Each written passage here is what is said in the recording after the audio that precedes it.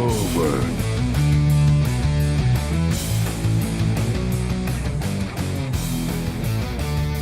Game over, man. Game over. Fuck. What the fuck?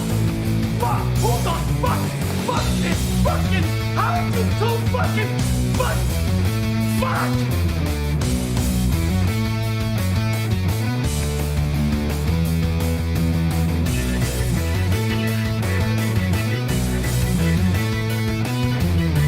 No, you fool. We're following orders.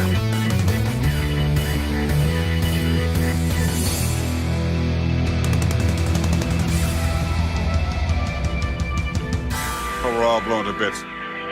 Mind if I pull the underwear out of my crack?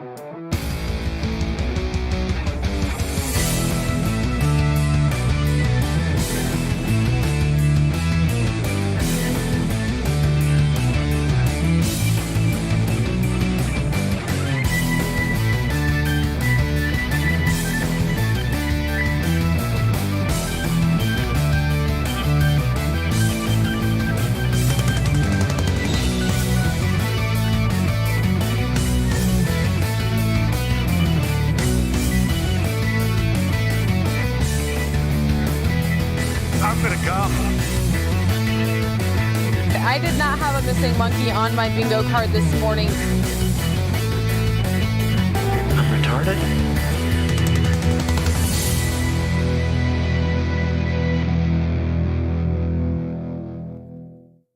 Living in the gay world.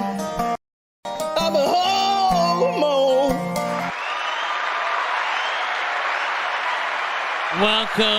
Welcome, everybody. We have a show for you. I wasn't even sure I was going to be hosting one today, but here we are. We're going to do it. We're here. We're going to do it.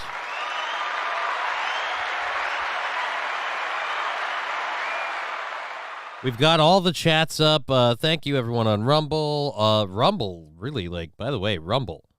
Thank you. You guys starting out strong. Really like seeing that. We've got the Rumble chat up so we can read it if you say it. We've got the Twitch and the YouTube chats up. Did not have the chat box up at the start of the show, but we got it up now. Good to see you, Balls Deep, and Mr. Q. St. Caesar already jumping in on Twitch saying, how's it going today, sir? Labglass, I'm sorry you were assaulted this morning sexually. I mean, technically, I was not sexually assaulted, but I was kind of, in a weird way, I was almost like, what would you call it? Is it assault if two other people? Because it did not involve me at all. I had literally nothing to do with it, and that's kind of the weird part. I was forced to be a third wheel between two other people who are clearly going to F, which, by the way, has been my relationship with Aaron and April since I've met them as a group. You know, every time it's just I feel like I'm just a guy here hanging out, going, "Hey, we're doing a show," while these two are trying to fuck. All right, great. That's gonna be fun. Insert Mikey emote, says Mikey 2 Milks. Good to see you, Mikey, over on the YouTube.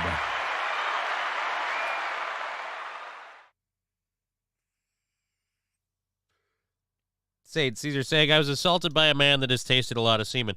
Well, at that particular time, I think it would have been more apt to say that he wasn't able to answer any questions because, well, Is your mouth all glued up with Connie juice? I asked you a question. All right. They flirt when you're not on, too. Yes. And they could have saved that particular session for when I wasn't there. I didn't need to be part of it. That's all I'm saying. But, again, does that is assault? I don't know if it's assault. It's awkward. That's one I'll put it. Just awkward. But then, and I don't. This is the weird part. Should we call Ricada Aaron's lawyer? Should we call Ricada Aaron's lawyer? Because now I feel like Aaron's lawyer paid me off, you know? So, like, do I get to complain? I made a little bit of money. They apparently are going to have a great time. I covered some more Christmas gifts without digging into. This has become the cheapest Christmas I've had where I buy people stuff, but it's just covered. So I'm like, we're good. We're good. We're good. It was a pervert move by Aaron in April. It was funny. It was funny for a bit, but then it went on.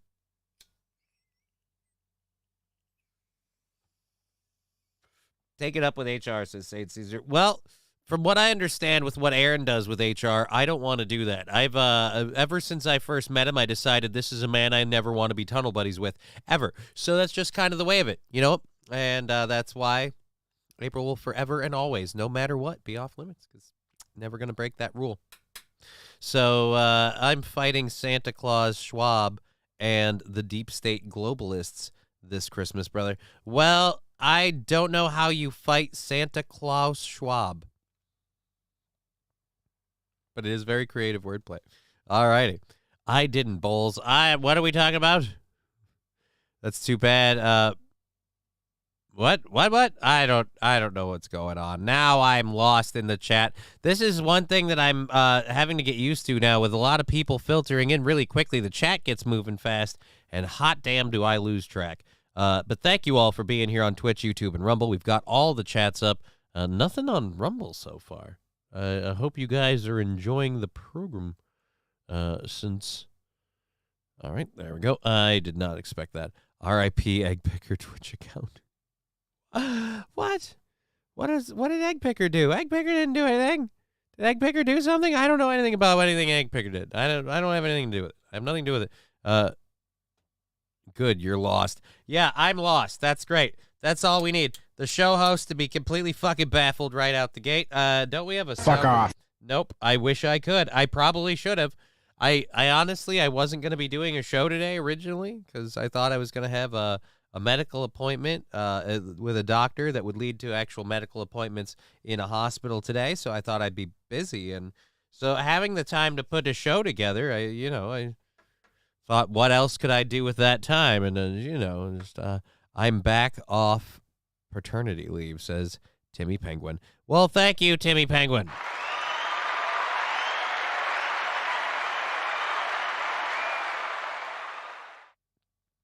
I insulted an insulting AI back and got auto-banned. Well, that's not okay, Egg Picker. I'm sorry.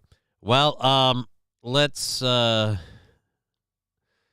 okay, we've got the chats loaded up. We've got the stories loaded up. Sorry, I lost track for a second here. I'm holding myself together with a large amount of painkillers and cold medication. Throws you for a loop. All right, so Taste Fairy saying, Konnichiwa, Johnny-chan. Well, thank you, Taste Fairy. Konnichiwa, I think.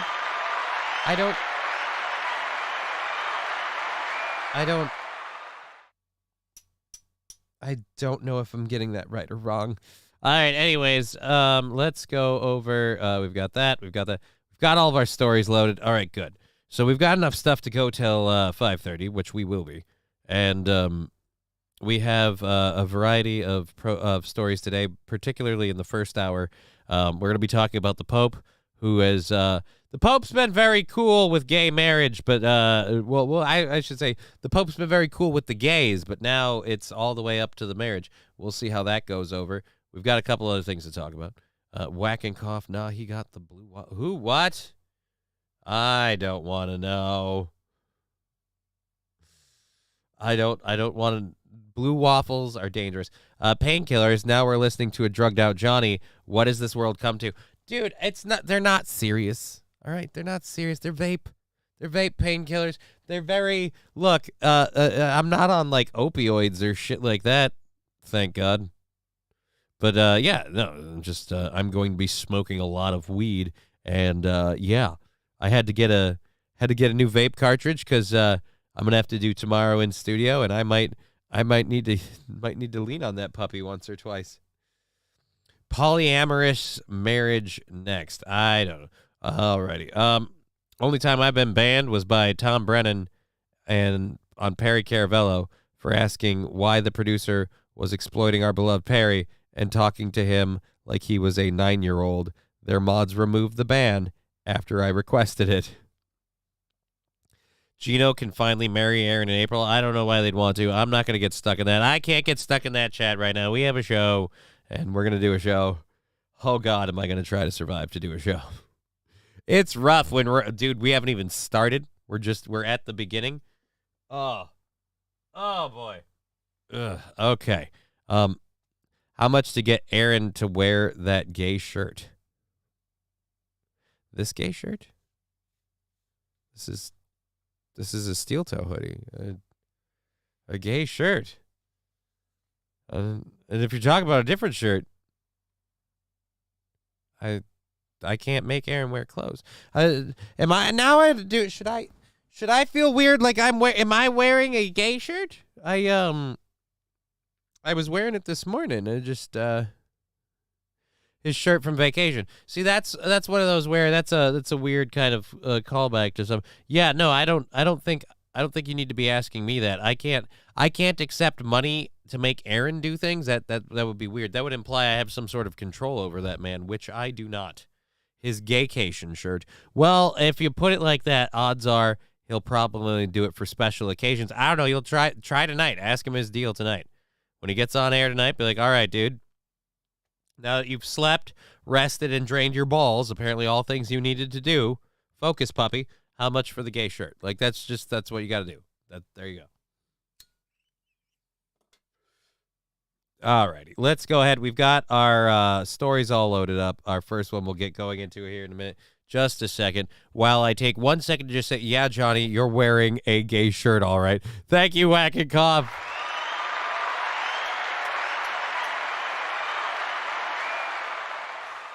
Oh, that's nice. Now at least I know. And knowing is half the battle, according to G.I. Joe. So there we go with that. Alrighty, so we have, like I said, a couple of stories to do today. And we're going to have to get going in those. Just picture the most flamboyant shirt, then multiply it by 100, says Laugh Glass. It's Aaron. He's got a lot of flamboyant shirts. All right. Shame you're not monetized on YouTube. R.I.P. Bits, says Egg Picker. Yes, it is a shame I'm not monetized on YouTube. YouTube is super awesome with their really lame monetization rules, and I don't approve. But you know what? We'll link the Venmo, the PayPal, and all that in a little while, and you can always just, contribute straight to it. Fucking works for me, too. If you can, cool. If not, oh well. We've got our show fully funded for the rest of this month, and I think we're on the 8th, like the 8th of March. We'll have to check that out after today. Everything that we get today and this week and everything else just continues to knock that goal down the line. So thank you. Oh, wow. Balls Deep already getting in there before I can with the PayPal. Well, thank you very much, Balls Deep. Huge help to the show, Balls Deep.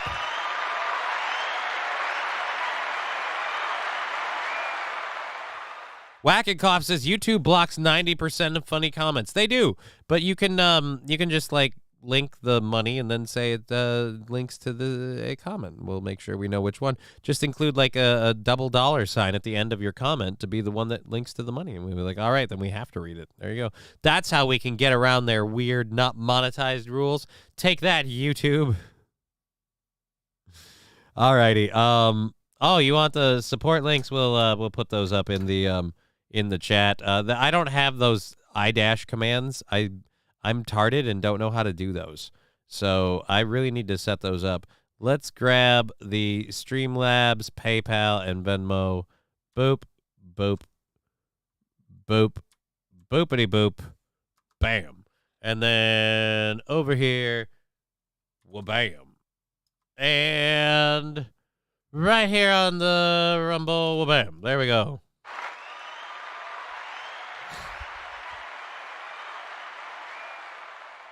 All right. So we've got that set up. I'm going to have to walk my way into Aaron's tomorrow because I have to drop off birthday gifts. So I'm going to have to do that. So we're going to have to get through this show, and I'm going to rely on old Mary Jane for a lot. She's going to be helping me a lot today.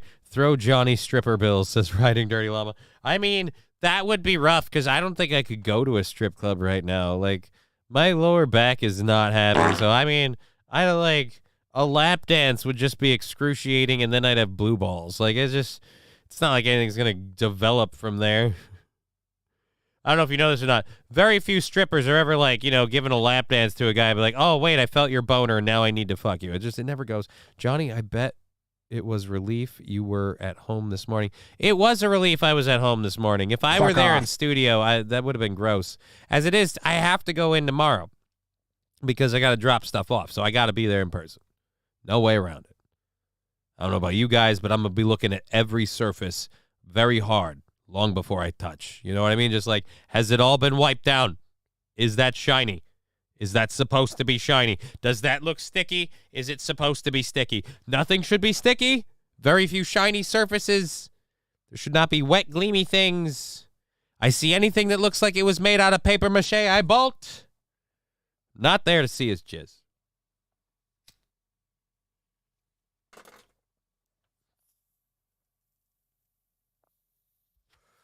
But yeah, I hope he got whatever he had in his system. Hope he worked the evil out, as some would say. The Venom. Speaking of Venom, speaking of things you weren't expecting, we have a little news story from Florida over last week. This is kind of a weird one. This is just a little something to wet our beak in. All good old times making fun of our local state, Florida, and how. Again, unbelievable it is. Like, just, it's almost like another country. Like, living there to me seems surreal.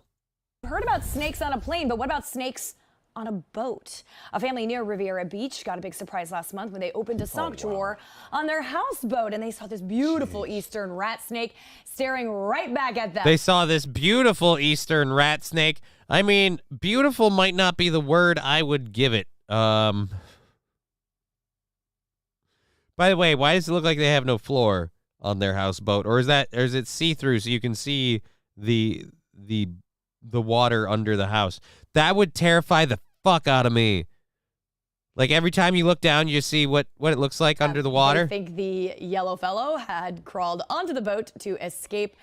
Okay, never mind. It's just the color of the floor. It really looked like that was see-through there. Oh, my God. Some bad weather. Oh my God. Well, yeah. A friend went to grab the slithery snake, but it didn't want to move. It was pretty comfy in there. The snake, by the way, bit him on the hand, but don't worry. He only suffered a scratch, and eastern rat snakes are not venomous. The family relocated the reptile to its natural habitat, a.k.a. not on a boat. Just don't grab the snakes. Who goes to grab? Okay. Who goes to grab? Well, I don't know. Ask your wife. Whoa.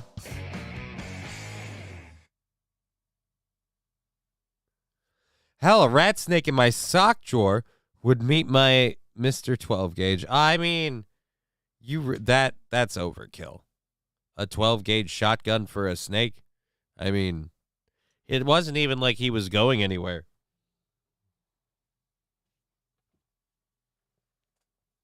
Just hanging out in your sock drawer.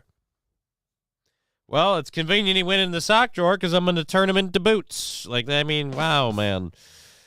Again, just a fun one. Surreal. You know, I live in Minnesota. I don't have to do a lot of shit. I might check my socks, or not my socks. I might check my shoes for bugs before I put on my shoes. But overall, other than that, I've never had to worry about opening a drawer and finding a snake. I've never had to worry about a python or a boa constrictor or anything like that, just rolling around my neighborhood, eating my pets. Just never been a problem. Rex Start 79. It's natural habitat. The propeller of the outboard motor. Oh. Did she just say don't bend over and grab your ankles? No, she didn't say that. I'm pretty sure nobody would tell her that one. We'd all enjoy. Jokes. See, this is why I can't have people horn dogging around me all the time. I don't need that attitude to rub off. You know what I mean? Nah, I got that I got this weird sex funk in the air around me because it was in the air there and now it's here and I can't get away. And what am I going to do with it? You know, and I live alone. It's not going to work. Ha! Yes, there we go. All right. Well, so there was just a little, like I said, just a little story to get our toes wet for today before we get into a couple of things that we have to talk about. And we'll hopefully be going again until, well, not hopefully, we are. We're going again until 5:30, so that means we have 3 hours, a little more than 3 hours and well, about 3 hours, 10 minutes, whatever. Who's counting? You, just because your voice is shot? Yeah, probably.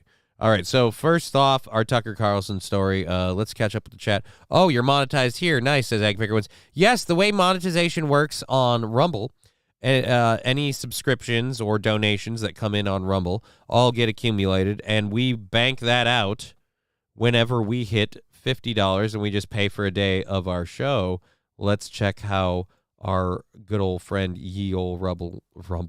No, Rumble. All right, there we go.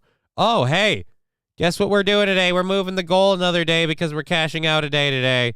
We're right over that. Boom. Close. All right, so we're moving that. Now we're on the 9th. Okay, March 9th. We're on March 9th. We've got a whole goal kicked out. So whatever we get today is chipping into March 9th's goal. Congratulations, and thank you for your support. That's nice. All right. And we're at 35 reoccurring, which means we're really, really close to just hitting every month. We just call a day out of the show. That's kind of cool.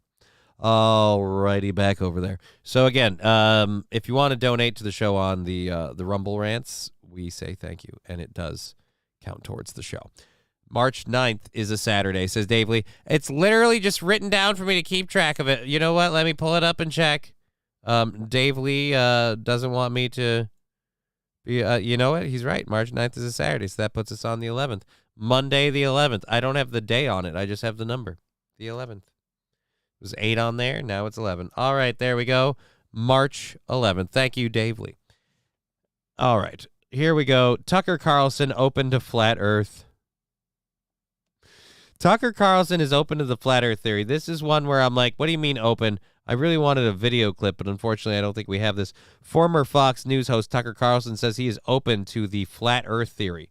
Carlson, once among the network's biggest stars and ratings draws, we know was abruptly let go. The company itself declined to give specific reasons. All right, yep. In an interview with Blaze TV personality Alex Stein on Thursday, Carlson was asked about his thoughts on the flat Earth theory. The debunked theory claims that the world is a flat disk instead of a spherical globe. What do you think of the flat Earth theory, Tucker? Stein asked. Carlson responded by stating he is open to anything. How could I not be open to anything at this point? I mean, there's been so much deception that you can't trust preconceptions. Carlson continued by claiming that the idea that history ascends towards enlightenment and technological progress is a complete lie. Oh, absolutely. We've seen that so much. We've had so much technological progress. We've become dumber in the last few years. The most basic stories we've been told about history, about the Earth, the physical Earth itself, which has been completely changed by climate change for millions of years. Once you realize all of that, it's like, I don't know what's true, Carlson added. As far as the curvature of the Earth, that's a thing in shooting. I like rifle shooting, and past a certain distance, you have to take that into account. That suggests it's real, because one thing I know that is guns are real, the conservative commentator said. The flat Earth conspiracy theory gained greater traction in 2017 when rapper B.O.B. Bobby Ray Simons Jr. started crowdfunding a campaign to launch a satellite to seek evidence that the Earth is a disk, not a globe. However, scientists have continued to dispel theories of the Earth being flat with scientific-based evidence, including photos, atmospheric processes, lunar eclipses, and the movement of stars, demonstrating Earth's curve and motion. Despite scientists' efforts, conspiracies still remain somewhat popular among a subset of the population. So, So he's just saying he's open to it. They really wanted to push this like he's okay with the idea. Like he just said he's not willing to take anything outright. Hello, motherfucker. Hey, how you doing? Good to see you, dear Butch. Good to see you. I'm excited. I'm glad for Alex Stein. Alex Stein got to interview Tucker Carlson. That must have been fun for him. Tucker equals Alex Jones 2.0. I mean, it does kind of seem that way now. He's getting his own news network put together. He's coming out as being, open to the idea of the flat earth thing. There's a lot that I can say, you know what, there's room for speculation or whatever. The flat earth one is a hard one for me. For a couple of reasons. Most predominantly, most predominantly the fact that I've seen planets and stuff with a telescope. I've seen them rotate and things like that. I've watched the moon with a telescope. Like I know that that's a ball because I've seen it spinning. So unless that's fake, but then that's the idea. Like, well, they put up the holograms to lie to us. But again, why? And that's the thing that holds me up at the end of the day. It's not that, oh, I can prove this, that, or the other to disprove your flat earth or to prove your flat earth. That doesn't. My question is why? Why? What do we gain from convincing all of us that the world is a ball when it's really a disc? What changes about our world with that knowledge that we can't be trusted? The moon is made of cheese. I know, and I can't get there. I have a cheese grater and a desire and no way. And quite frankly, don't let Aaron know that the moon is made of cheese. Because if you tell him the moon is made of cheese, he's going to find a way to launch a bread-filled spaceship all the way over there just to get in on it. And I don't want someone hankering in on my game. It's my cheese moon. It's my cheese moon. All righty. Cold medication. They should be fun. You need to tell Aaron about your goal tomorrow. What goal? My goal being at into March. I don't want to brag. I mean, if I do that, then he's less likely to pay me money. I'd rather he think I'm poor. Works better for me. That's all I'm saying. I don't know. I don't feel a need to brag. You know what? I'm a humble person. It's a very small show goal. So, I mean, yeah, I made it into March, but then I work off of, I would say, what, a fraction of what he does? So, I mean, who's the guy to make fun of who at that point? All right. On to our next story here. This one is a little interesting. Pope Francis has authorized blessings for same-sex couples. Apparently now the Christian faith totally cool with the gays.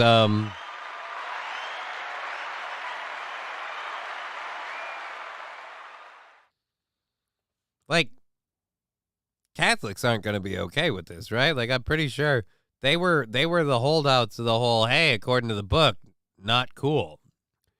Dustin saying, congrats, Johnny. Thank you, Dustin. I don't know for what, but thank you. Catholic Church in UK accepting trans, too. Is it just because the numbers are down? Because I feel like if you had everybody attending, you wouldn't be worried about this. Hey, Johnny. These people watching Just Kidding LLC need to understand this is not STMS or evening show. What do you mean they need to understand it's not STMS or an evening show? It's my show. That's the way it's always been. Who has that misconception?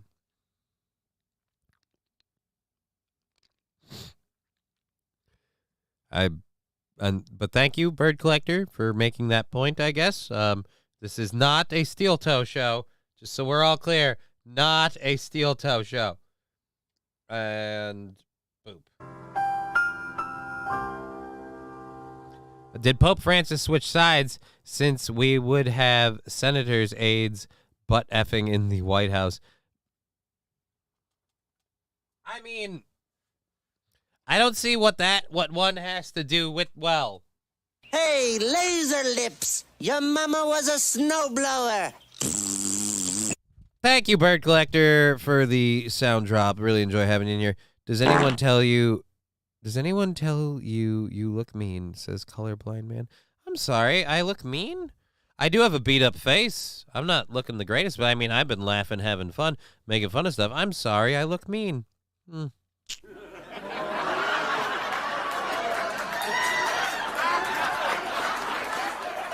gotta say, that wasn't me laughing. That was them. But I look mean. Don't worry. I'm a physically limited person, so I'm mean only within this distance. Beyond that, you're totally safe. You're totally fine. I promise. I promise. I have no ability to do anything. Von Braun gravestone. Von Braun gravestone Bible verse is sus about the affirmant. I don't even know what that is. I am not a Catholic. I don't know. I don't know Bible verses. I just know there was the one about the whole,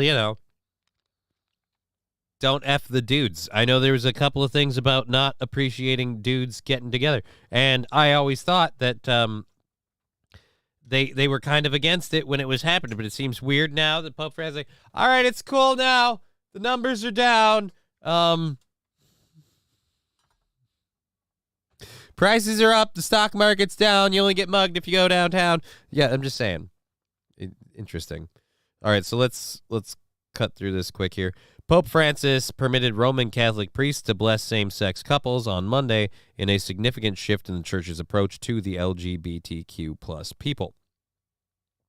The blessings may be carried out providing they are not part of regular church rituals or liturgies, nor at the same time as a civil union, according to the Vatican document approved by the Pope. So in other words, you're allowed to do this, but just not at the same place. Why does that matter?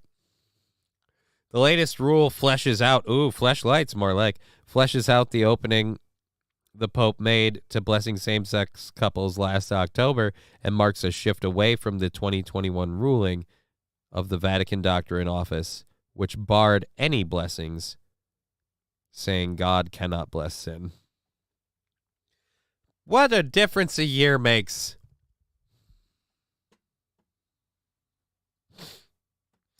Wow. I mean, it's ironic. So, in 2021, God cannot bless sin. In 2023, he can only do it in the off hours.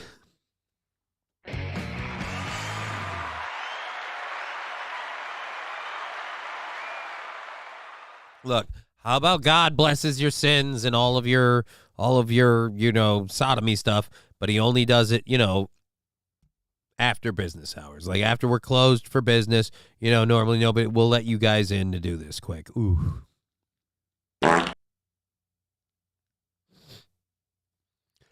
And personally, like I said, I don't care.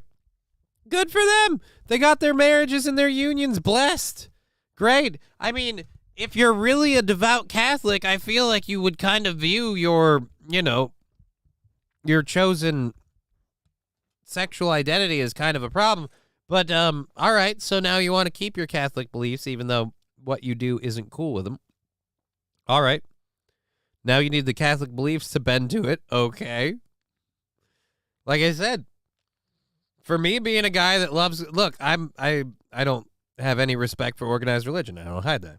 This is hilarious because, again, it makes organized religion look a little stupid because you're kind of going against your rules to get more people in the door. Doesn't make sense. First SpaceX flight Elon took said, "It looks so real, it looks fake."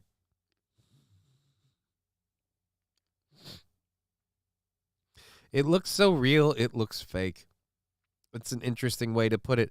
In any event, I have all these things that I understand about the way our world works based on, again, the planet being a globe. And if you are telling me that that's all a lie, I have to know what possible gain there is because I can't fathom it. And I'm dumb, as we've discussed. Apparently, I believe the world is a globe. I'm really stupid. So what the fuck is the point? How do you control us by keeping that piece of information? Don't let them know it ends at a certain point. They might jump off.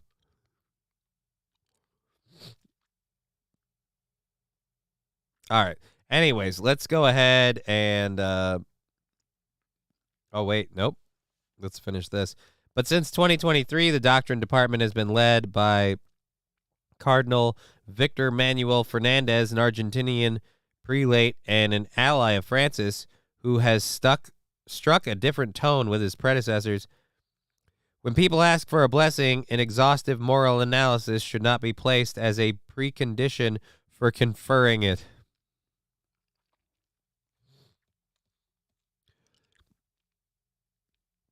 See, it's not an exhaustive moral process. They just simply say that's nobody's. All right, we got to give him a blessing. Well, let's look into everything. Does he take man ass? Does he give it? Then we can't give him a blessing.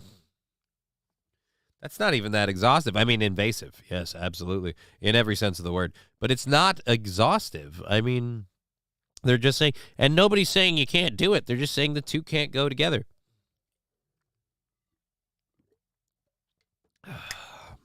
Alrighty. So when people ask for a blessing, we can't do that, conferring it.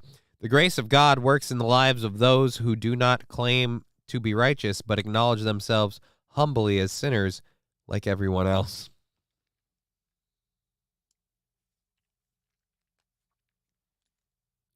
See, we're just getting to the point now where apparently God's like, you know what, sin, why was I against it? I think everybody needs to do a little bit. Keep giving us hope. I mean, they do. They do. Fuck off. I would love to. Oh, boy, would I love to. We've got 3 hours left in a program, though, and I'm determined to see it through. And that's what I'm going to do. I'm going to see it through. I'm going to wrap the birthday gifts.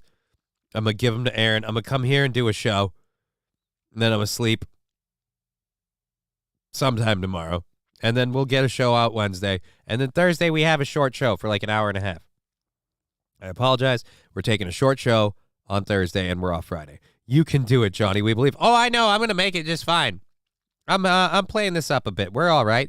I'm on a whole fuck ton of medication for colds, and I got my state-approved Mary Jane around here, and I got a Halls in my mouth. So, I mean, what more do we need?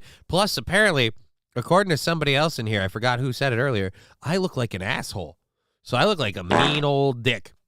And I don't know about you, but I'm too much of a prick to give up now, goddammit. I don't know who you're looking at, but I'm one hell of a dick. It does come across more believable with the cough drop in. I'm one hell of a dick. Let me tell you right now, I'm a dick. All right, anyways. Enough of this BS. Let's get rid of the Pope. No, not like that. Don't. I mean the story. I was taking the story. I created Hint Water to make water taste better. I don't care about your pimp water. One grocery store. Now we're online and everywhere. And I created pimp water to make water taste better. Bitch, please. It's pimp water.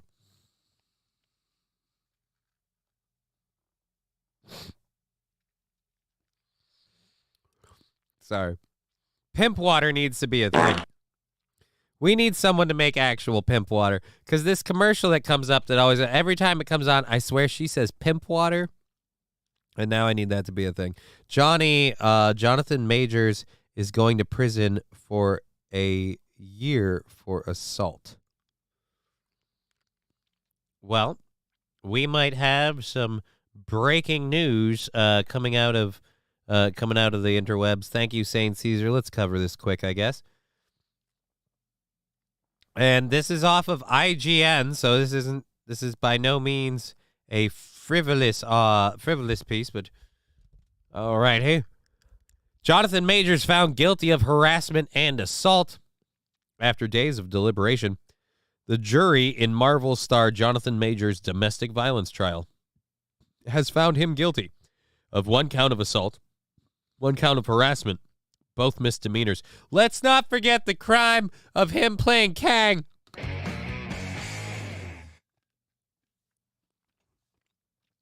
The jury, however, acquitted him on 2 other counts. Majors has yet to be sentenced, but ABC News reports that he faces up to a year in prison. The trial surrounded an incident that took place between Majors and his ex-girlfriend, Grace Jabari, on March 25th. Which saw the actor arrested under charges of strangulation, assault, and harassment. IGN has reached out to Major's defense attorney, Priya Chandri, for comment on today's verdict. and it's still developing. So we don't have anything else on that. Let's see if they link the ABC thing. Is this just that? There's no video. All right, no video.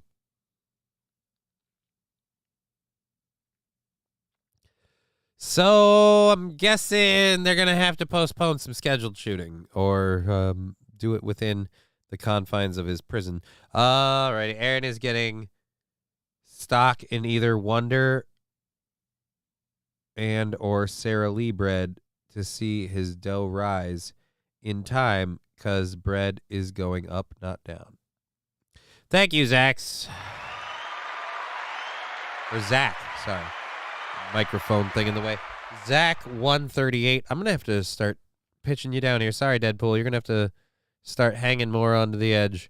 Living on the edge. All right, so there's our Jonathan Majors thing. Thank you for that, St. Caesar. Didn't know about that. Marvel's backup plan was to bring in Doctor Doom for the next Avengers film. Feel like they're gonna need to go pull the trigger on that backup plan. I'm just saying. Looks like they're going to need it. I'm an idiot, Johnny. We're all idiots. What do you think we're doing here? We're having a good time.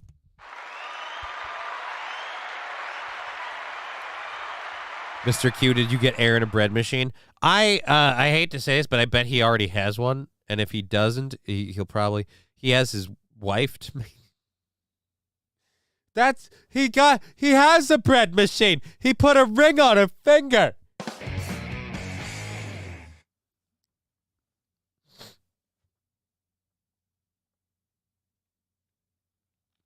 All right, so I want to cover that, but let's see. Is this the one? Yeah.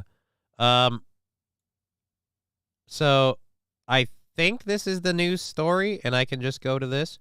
Let's hopefully just go to this. We have a story about a toddler who found a gun and accidentally shot themselves on a daycare playground. They've received a bravery award from the Las Vegas police. Let's go to this video. Oh, no, not an audio clip.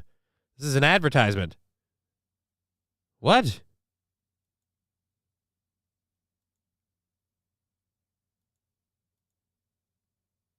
An incident where a celebration.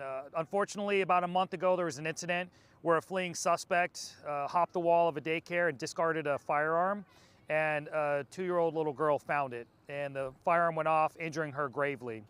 And the quick actions from the first responders that day in police and fire, they were able to render some life-saving medical aid, and we were able to get the little girl to the hospital. And here we are a month later, and this young, resilient girl has made a miraculous recovery. Oh, good for I know that her. you probably didn't even know that you're being super brave. You're more scared of me than you were of the events of that day. But here, I'm going to come over and give this to you with these officers, all right? This event was being She's held already put on by freaking the out. Northeast Area Command officers to show this little girl our appreciation and her accomplishment. We presented her with an award, a plaque, for her being a survivor, her resiliency in getting over this entire incident, as well as providing her siblings with plaques as well, to being survivors and to being there for their sibling while she was going through this process. So we're just really excited to be able to bring the community together. And if you see, we have every single agencies here, from the fire department, city police, North Las Vegas. Who's the dog? Metro police officers, and they've adopted this little girl because no one should ever because have to she doesn't have her own family. It really warms my heart to see this 2-year-old. They've adopted this little girl because she doesn't have her own family, so we had to adopt. Again, this is super duper sad. And again, like I said in the story, the worst participation trophy of all time. Without a doubt, the worst one. Like, hey, you endured something horrible, but at least you got a plaque. You got, oh, poor kid. Oh, boy. Girl that went through such adversity, a month later to be running around, and she's playing with the dog that's out here, or canine dogs. They just took a ride in a fire truck around the block. To be that resilient and really running around after that incident happened, it just shows you how tough these kids can be. And she just has that survivor spirit, and thoughts and prayers to her and her family for all right, the miraculous let's be honest. recovery that I'm she's very, made.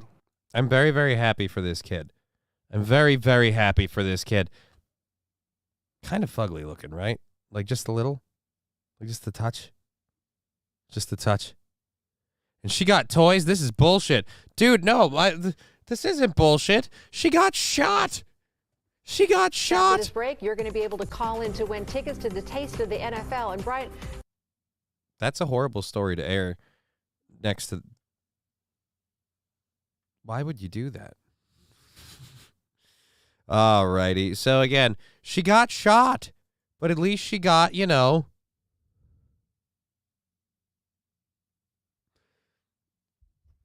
she got a participation trophy.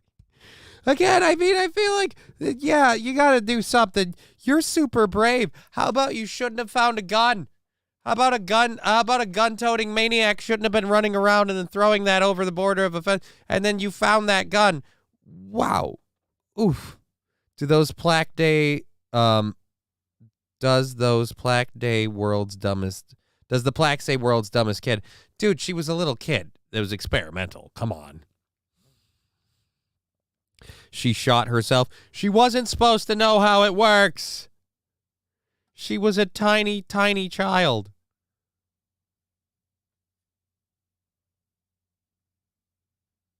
All right. They posted this on their Facebook page after the robbery. What is this?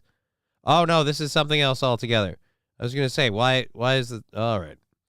So we have another one for that. I don't even know if I want to get to this story on the LSU women's basketball coach. I don't know that we care. She was looking for them more rewards.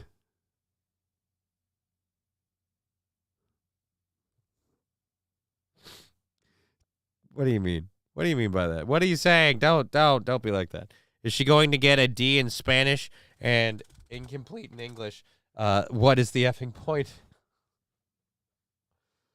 Oh, well, you know, one is her second language, and she never learned the first.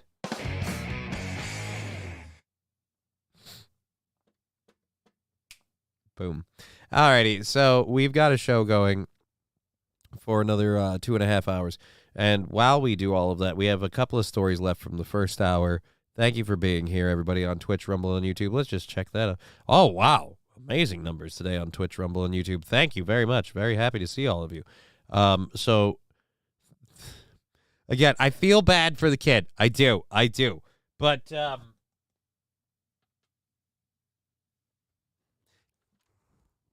I feel like giving him an award for not doing anything sets a bad precedent, you know? Now she's going to just learn that, oh, I get appreciation just for being part of stuff, no matter what. Like, oh, I did this, and I shouldn't have done that, and that was really a fuck-up moment, but hey, they gave me a plaque and a teddy bear. Fall in the Great saying, oh, I'm sorry, isn't this America? All kids should know how to use guns. I mean, she was remarkably young, all right? I feel like maybe firearms instruction might not be starting that early for most of us. So am I, Zax. Zax. I don't know. I'm fucking joking around, too. We just made jokes about how a kid shouldn't get a plaque for getting shot. Yeah, I'm a piece of shit, but I mean, it's a fucking comedy show, even if it's a bit beyond the pale, but that's what we're doing. Speaking of beyond the pale, an LSU women's basketball coach, Kim Mulkey, was apparently ejected from the game recently when the Tigers finished off Northwestern State on Sunday. She was ejected while her team was up 39 points because that's the perfect time to complain. Mulkey was upset about a charge called on Anisha Morrow. The coach got in a tiff with referee Timothy Green, and she was given 2 technical fouls and an ejection. He did the right thing, Mulkey said after the intense moment. I think I helped him. I said, I'm not leaving you. You better toss me. He had no choice.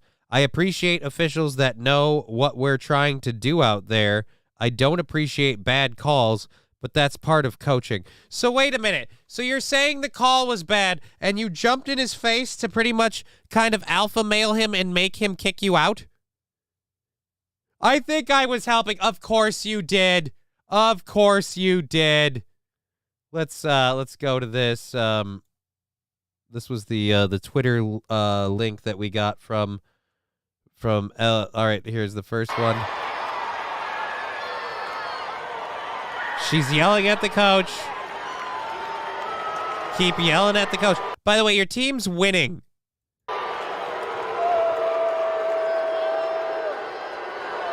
Yes, everyone boos the team that they don't want points called against them. I'm guessing this is a home game.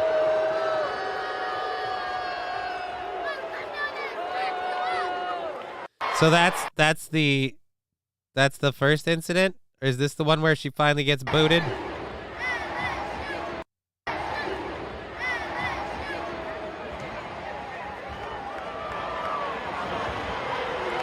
She just hit somebody in the ass. That's sexual harassment.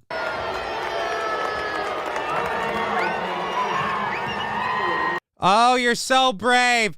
You yelled at the coach, accomplished absolutely nothing, and then proceeded to tell everybody how you helped. Oh my God, you're such a woman.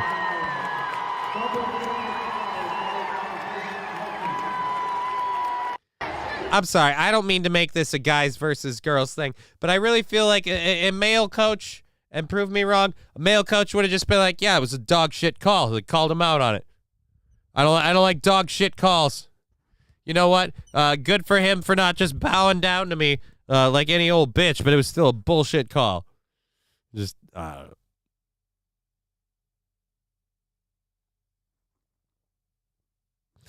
helping. That's that's why I put it in here. I read that line and it drove me nuts. I think I helped him, I said. Of course you did. Of course you did. You always think you're helping. Oh, Jesus. The Tigers won the game 81-36 in their 11th straight win. Reese finished with 25 points and 14 rebounds, while Morrow added 16 and 14 rebounds, respectively. Having teammates around me that encourage me and we encourage each other, it makes us unstoppable, Reese says. They can't guard all of us. All right, so again, we have no idea of why the call, what about the call was dog shit, but thank God the fucking ref or the coach stood up and called it bullshit and got ejected. You know, when her team had no problems winning this game, it's their 11th straight win. They kind of blew this team out of the water. Really needed the coach there to hold it all together. Thank God she made a drama moment for herself. Jesus fucking Christ.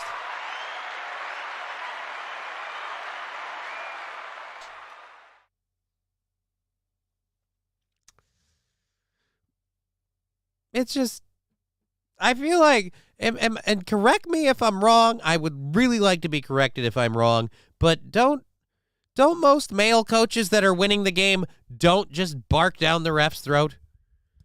They don't get ejected because they don't need to. Hey, we're winning. Who fucking cares? Yeah, it's a dog shit call. We're still up by 50 fucking points.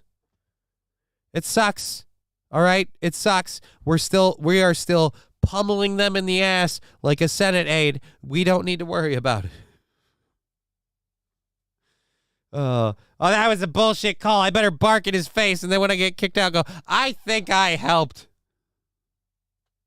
Be more of a stereotype, lady. All right. So at any rate, she got herself kicked out of a game that her team was already winning and had no signs of losing, and they didn't lose. But hey, she stood up for something. Put her back in the kitchen. Wow. Wow, Fallen. Holy Jesus, man. You've been That's one fucking nice kid. Oh, it's the wrong button. You have been one just voracious person without since the baby duty kicked in. You have not been getting your sleep, man, and it shows. It shows. Alrighty. So let's go ahead and get again, we've got another hour of we've got another 2.5 hours in the program. We're going until 5:30. We'll be going regular time frame tomorrow and Wednesday. We will be doing a short show on Thursday, and we won't be doing a show on Friday. Again, just my Christmas plans with my daughter. So, and then we'll be back the following Tuesday. So, should be good. Let's get into this last story from our first hour here, right on time. This is a story out of Colorado. Jaw-jacking a ref is just good fun. Well, Rusty Grammar, jaw-jacking a ref is just good fun, but it's one thing to jaw-jack a ref and then another thing to just keep bitching and get yourself kicked out. But again, my biggest problem being the fact that after she got kicked out, she acts like she's helping. Alrighty, so our first or our last story from our first hour here, there was a there's a story we have, and I really wish I'd grabbed a clip from History of the World for this, but there's a story we have about Colorado where some criminals decided to go into a store and steal some stuff. The only problem is 3 masked men went into a check cashing service in Commerce City, Colorado, to rob the store. But while the armed men were in the act of robbing the business, somebody stole their car.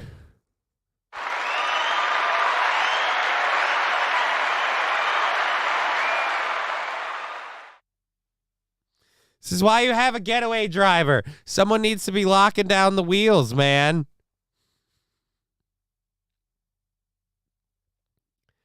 Oh, man. So they walked out of the check cashing place to discover their getaway car had been stolen. Here is the police post. The police post on Facebook that broke the story. Update, an unexpected ironic twist, as a trio of robbers was robbing the businesses, a fourth criminal stole their getaway vehicle, which may have already been stolen. We don't know if we got a solid description of it. We will release that here. So, again, that's really, really awesome. Look, man, what are you doing with all that stolen stuff? Well, to be fair, officer, I'm not supposed to be here. We were supposed to have left by now, but it's hard to do without a car. Oh, my God, it's so beautiful. It's so beautiful. And it reminds me of the scene from History of the World. Look at what we've got. Beggars. Begging from beggars. All righty. Fallen, I'm doing better. I got to play with big... Oh, Jesus.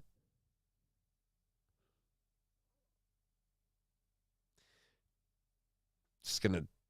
What is it with everybody getting sued? Can you all keep your horniness to yourselves, please? I'm trying to be a professional. I'm starting to feel like the only person who doesn't fuck. I'm starting to feel like the only one who doesn't fuck.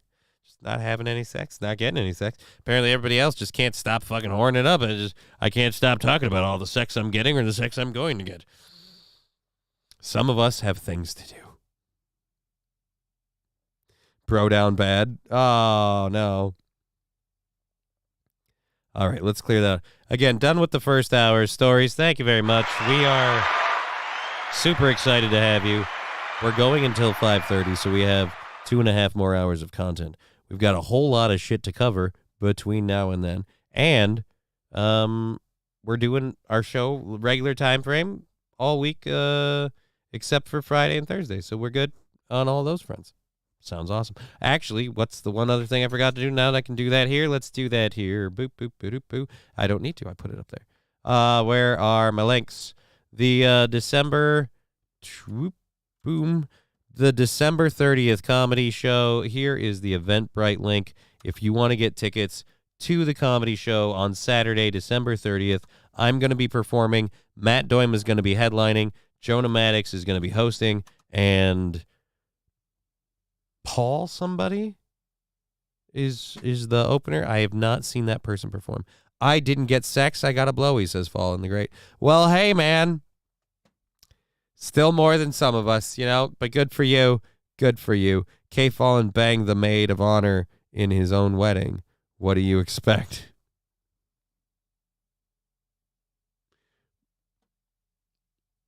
These are just things I don't. Some facts I don't need to know. You know, I'm good without quite a few of them. I have an AI girlfriend. Well, good for you, Egg Picker. Again, I'm starting to feel like apparently the only dude who's just not getting at it. You know what I mean? Just apparently, and I didn't think it was a big. I have other priorities. The medical health, the kid thing, ironically taking up a lot of my time. So I just, no, have not. And that's the scary thing about doing that now. Like people are like, oh man, but you'd love to go out and get some ass, right? I'm like, yeah, but I'm aware of what the downside of that could be. And let's just say I've already got one I can't afford. So why would we do two? All right, let's go ahead and grab our second hour stories here. Where are we at? There we go, hour 2. I'm going to drop the audio down for just a minute. We're going to talk about some powerful storms that have apparently been dumping a lot of flood waters on the East Coast. There is a attack in the Red Sea that apparently now we're sending a warship out. We're going to talk about that. We've got a story about a deer hunting incident. And what's... Okay, there we go. We've got a really funny story about North Korea accusing the West of abusing human rights in white paper. And I don't know what any of that means. Oh, they published it as it published a white paper on the issue. I don't see why the white paper part has anything to do with it. We'll look into that. It might not be what I thought it was. And then we have a couple of other things to talk about in the world of job seeking. And our last part of our second hour stories. A Super Bowl champ is he's sick of all of the average white guys commenting on football. And this is one where I feel a little weird about this because a lot of people commenting on football. Plan for the unexpected. Use Spike Vax that body. Help stay protected. Deck the halls festive. Always on time. Never miss a... Spike Vax, do me a favor. Keep your lies off my show. I don't support you. Just saying. Your name is Spike Vax. You're a Moderna product. I don't support you. Let's go back over here. So again, is it wrong to say you don't like just bland white guys commenting on football? I feel like overall, though, we've gotten a diverse mix of commentators on football in both the colored and non-colored variety, though it is fair to point out most of the people who are black and commenting on sports usually played it first, like they had to buy their way in. It's the white guys like, well, I went to school for broadcast and journalism, so now I get to talk about sports and athletes. What about you? Well, I had to play in the leagues, and then I blew out my hamstring, and now here I am. All right. Anyway, so maybe a bit of a, like I said, bit of a double standard. Who knows? We're going for another 2.5 hours, and that is only one of the many things we're going to talk about. Let's get to this one first, though. A lot of flooding on the East Coast. See, the news loves talking about this right now. The fact that it isn't is, oh, we get to say global warming. Yes, you technically could say global warming, and I bet we won't hear you guys say that in this article. But I feel like overall, the bigger concern should be what's going on. But anyways, let's go ahead with two ladies explaining to us. And by the way, it's it's NBC, so I'm sure you guys won't push a narrative about global warming in any of this. Go. Oh, I have to unmute you. I'm sorry. Millions of people are... You're more effective when I can't hear you.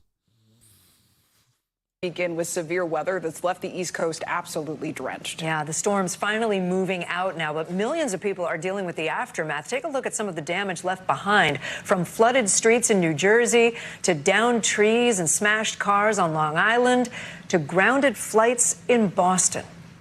This is not usually my backyard. It's not usually this flooded. Incredible images there, and this is the same system that battered the South over the weekend, flooding homes and beaches in South Carolina and Florida. Meteorologist Bill Cairns is tracking the system closely, but let's start with NBC's George Solis at Philadelphia. So this is really weird. Normally, when we're doing stories, the guys in the Blazers would be here, and then the ladies would be here. We're relegating men to the weather now.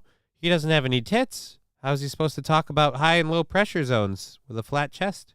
International Airport for us. George, good to see you. Of course, the timing of the system could not be worse with holiday travel already underway. So how are things looking out there, and what do people need to know if they're trying to fly or drive? Yeah, Hazen, Clay, and Kate, obviously the timing of this could not be worse, with many trying to get a head start on their holiday. Yeah, that's literally what they just said. They just said the timing literally could not be worse. I love that you want to say, yeah, literally the timing could not be worse. Yeah, dude. Duh. Travel. FlightAware right now reporting about 2,500 delays and more than 500 cancellations across the nation's airports. Not surprising, a lot of those delays here along the Northeast corridor. The good news is some of that rain has moved out. We are starting to see some of those colder temperatures and some of that wind. But right now, Boston seems to be the epicenter of where a lot of these delays are occurring right now. Needless to say, though, a lot of people very concerned this morning as they saw some of those images that we've been showing you of the flooded streets, those down power lines and some of those sparking power lines in the West Palm Beach that we saw over the weekend. So a lot of people, again, trying to plan their way around this. They were heeding the warnings, listening to some of the weather reports telling them to get here early to make sure to... Yeah, leave your homes real quick, because if they're going to flood, you want to get there early. Isn't this the footage? This looks like stock footage. Didn't we cover this in Florida a long time ago? This is South Carolina all of a sudden? I could have swore this was the one about people paddling down the street in Florida. Just look at their airlines and look at any itinerary for any flight changes. We spoke to some people here at PHL who said they had to navigate some of the treacherous water. Take a listen. The floods was crazy. We had to take different routes through the city to get here, but nevertheless, we're here. And we got to go check our bags before we miss our flight. And, of course, a lot of people keep a close watch on Southwest Airlines, who just got slapped by that $140 million penalty for that meltdown last year. The airline saying they are prepared. They are not taking any chances. They want to make sure they get it right. So, again, a lot of people keeping a close tab as 2.8 million are expected to begin traveling every day up and through the holiday, guys. Yeah, okay, George. I remember driving to my destination. Instead of flying to Chicago, I had to drive last year. So let's turn to meteorologist Bill Cairns. Bill, thankfully, this system seems to be moving on out. When is it going to dry out, and what does the rest of the country look like this week? Yeah, this is the biggest storm we're going to have. West Coast will have a little storminess to deal with this week, but we'll be happy when we're done with this one. It's now located over the top of Block Island. Why does it seem like you're coming to us live from the freezer where you keep the bodies? There's way too much of an echo, and this is way too shiny. You guys are overthinking a green screen. You're overthinking a man in front of a green screen explaining the weather. How damaged are you? Island to the coast of Rhode Island. It's going to rocket northwards. New York City southwards, you are completely done. There is some snow and cold on the backside coming off the warm Great Lakes. And so if you're driving anywhere near any of the Great Lakes downwind, you will be in and out of snow showers and snow bands over the next couple of days. As far as the heavy rain threat goes, it's still pouring in northern New England. In addition with the snow melt, that's the biggest problem. And the winds are still howling from Cape Cod northwards all the way up through coastal areas of New Hampshire and also Maine. I'm getting very, very distracted by the fact that I feel like I'm inside somebody's kill room. The echoes are too loud. The surfaces all appear way too clean. And I smell bleach. That's where the most wind damage has been done, and also the most extensive power outages. Massachusetts and Maine alone have over 500,000 people just in those two states. Flash flood warnings only continue near Conway. That's the Saco River. It's in major flood stage. We have a couple of areas just south of Scranton, Wilkes-Barre. About 11 million people are still under flood watches, but these are now being dropped quickly. A lot of the heaviest rain has already fallen. It's made its way into the rivers. Each of these dots shows you a river that's in flood stage. A lot around Philadelphia and New Jersey. A couple even in major flood stage and cresting as I speak. And also this is that Saco River, that little purple dot there just north of North Conway in New Hampshire, also in major flood stage. The winds continue to howl. High wind warning still from Cape Cod northwards all the way through the coast of Maine. We had a 68-mile-per-hour wind gust. Right. You had a lot of wind. You had a lot of wind. It was blowing. Again, so you know what? Props. Nobody brought up the global warming, the climate change. None of it. It was all me. I was ready for it, and we didn't get it. It's weird when now I feel blue-balled by a news story. They left me hanging. I wanted more, and we got nothing. All right. Floods to wash away the trank junkies and the homeless. Oh God, I've got that somewhere in my. Is it in the third hour? Inmate serving COP driver company House Democrats. I actually have. Oh no, it's an extra thing. You brought this up, so I'm actually going to talk about this right now because you brought it up, and it's just so fitting. Trank tourism alarm in Philadelphia as TikTokers travel to film drug users.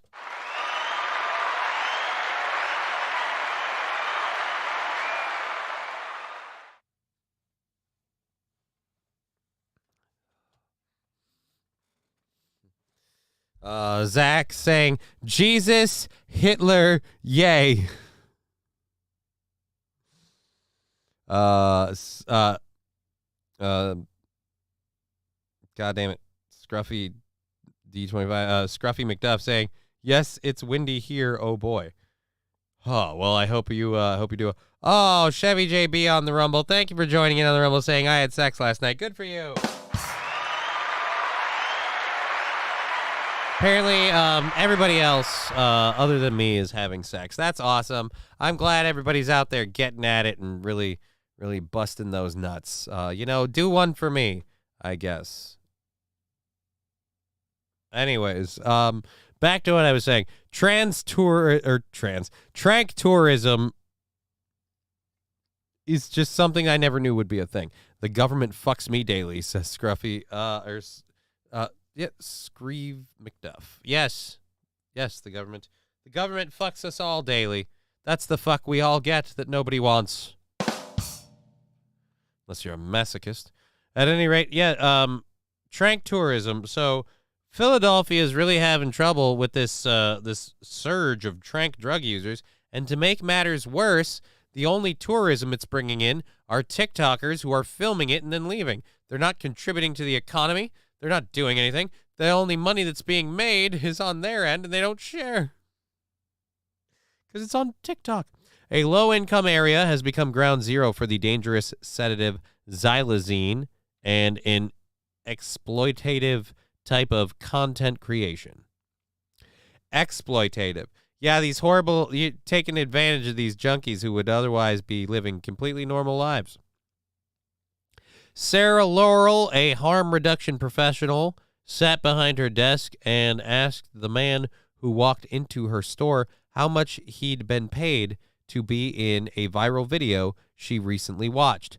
The man was an The man was an active substance user struggling with addiction who had probably been taking drugs off the streets of Kensington earlier that morning. His answer was $50. She laughed and said that was more than usual. Since 2021, Kensington, a low-income neighborhood in the north of Philadelphia, has been ground zero for a new and dangerous sedative called trank, also known as xylazine. A side effect of the drug can be struggling to stand upright, which is why users are commonly described in the media as zombies. People taking it can also develop severe flesh-eating wounds. Xylazine has only been approved for veterinary use, and it's because it's not an opioid. Its effects cannot be reversed by emergency medication like Narcan, resulting in more fatalities. The percentage of deadly opioid overdoses in which it was detected rose by 276% between January of 2019 and June of 2022. The Centers for Disease Control and Prevention recently reported. Rapidly, the use of the sedative has spread across the U.S., spiking in areas such as Philadelphia, where it has cut with other potent drugs like fentanyl. Now, though, a new and unique problem seems to be affecting areas where the drug use is showing up. A dark and voyeuristic type of content creation referred to as trank tourism. Again, I don't really care on this one.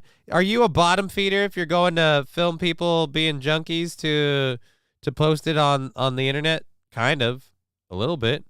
But I'll be honest, as someone who has occasionally gone over here to Google and typed in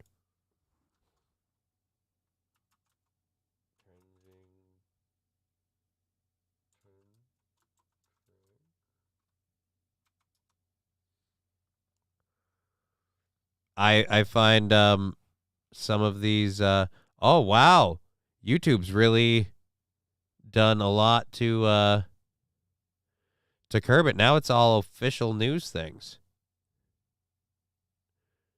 All right, let's like videos. Trank videos. Yeah, no, we don't have as many videos like we used to. There used to be a lot more of these. Now they're all news stories. Oh, that's a shame. Oh, I was going to use that to prove my point, and I can't.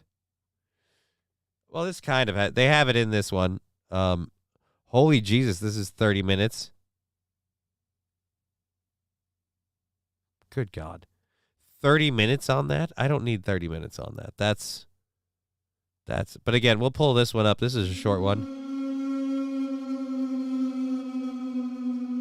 So, if you want to tell me that someone filming these people is wrong for doing this and this is exploiting them or dehumanizing them, I'll say this. What about what they're doing filming it changes what these people are doing right now?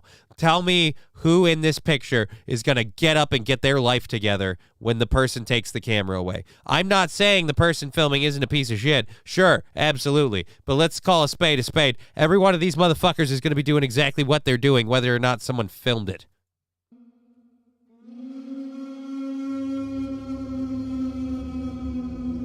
Yeah, I'm sure if we just took the camera part out, a lot of these people would realize that they're in horrible situations and they need to stop.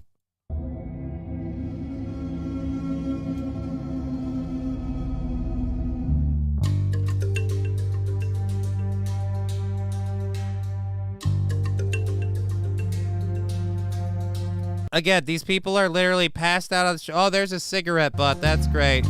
You only have one shoe and you're wearing a jacket as a blanket. Oh, wait, never mind. You have both shoes, but I guess you needed one by your head.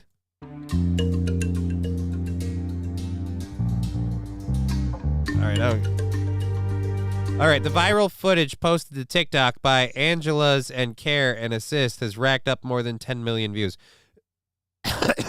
That's why more people are doing this, because people keep posting the videos and people keep watching them. Again, what about the stuff happening in the video changes when we take away the cameras?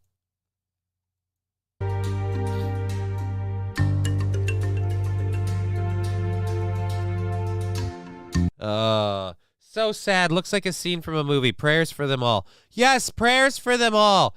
Pray for them. That will achieve absolutely nothing. Why don't you go down and help? Why don't you put your prayer where your mouth is and actually do something? Oh, you don't want to do that. That's right. Fallen the Great. Jesus, Hitler, Kanye, Fallen the Great. Thank you, Fallen the Great. And then he just writes $2. Oh! Oh! Do I have to...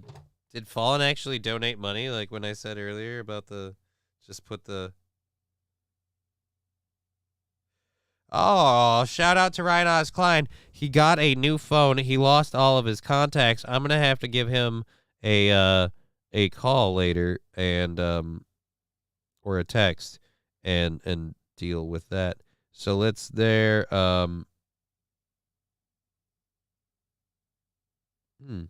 interesting.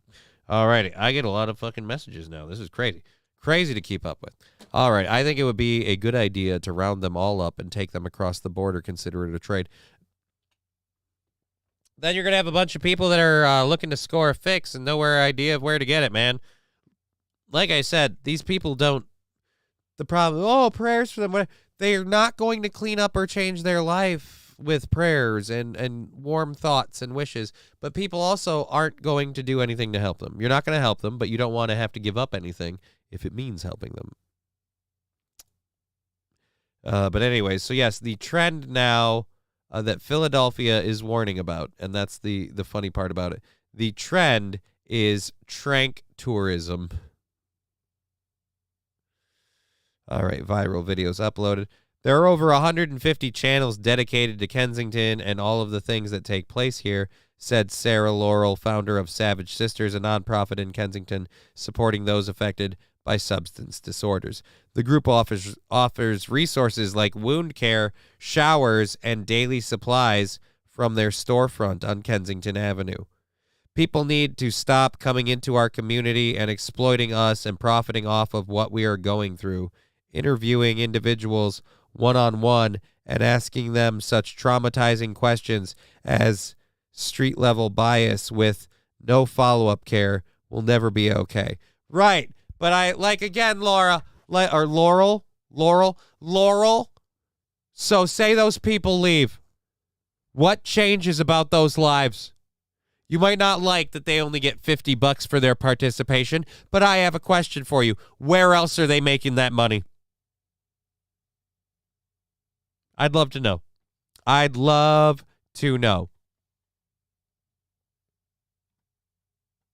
If you're not here to help, just get out. Then why don't you leave? Because I've got bad news for you. You're not there to help. You're enabling. You're giving them supplies so they can get through their day because, oh, if we only help these people with substance abuse, they'll clean their lives up. I've got bad news for you. The odds don't stack in your favor. Sure, a few of them might. Every once in a while, you catch a weird duck. I'm one of the few people who's apparently trying to not be on social services and programs all the time. Everybody else is like, oh, if I could just do that, that'd be awesome. Well, that's great for you. It's not for me. It's weird Catholics pray for zombies. Catholics pray for zombies, but nobody's praying for Kensington.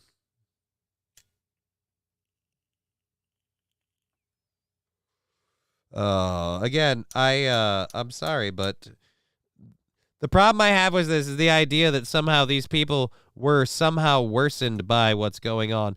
They ask them questions with no aftercare. The motherfucker wanted $50 to score some drugs.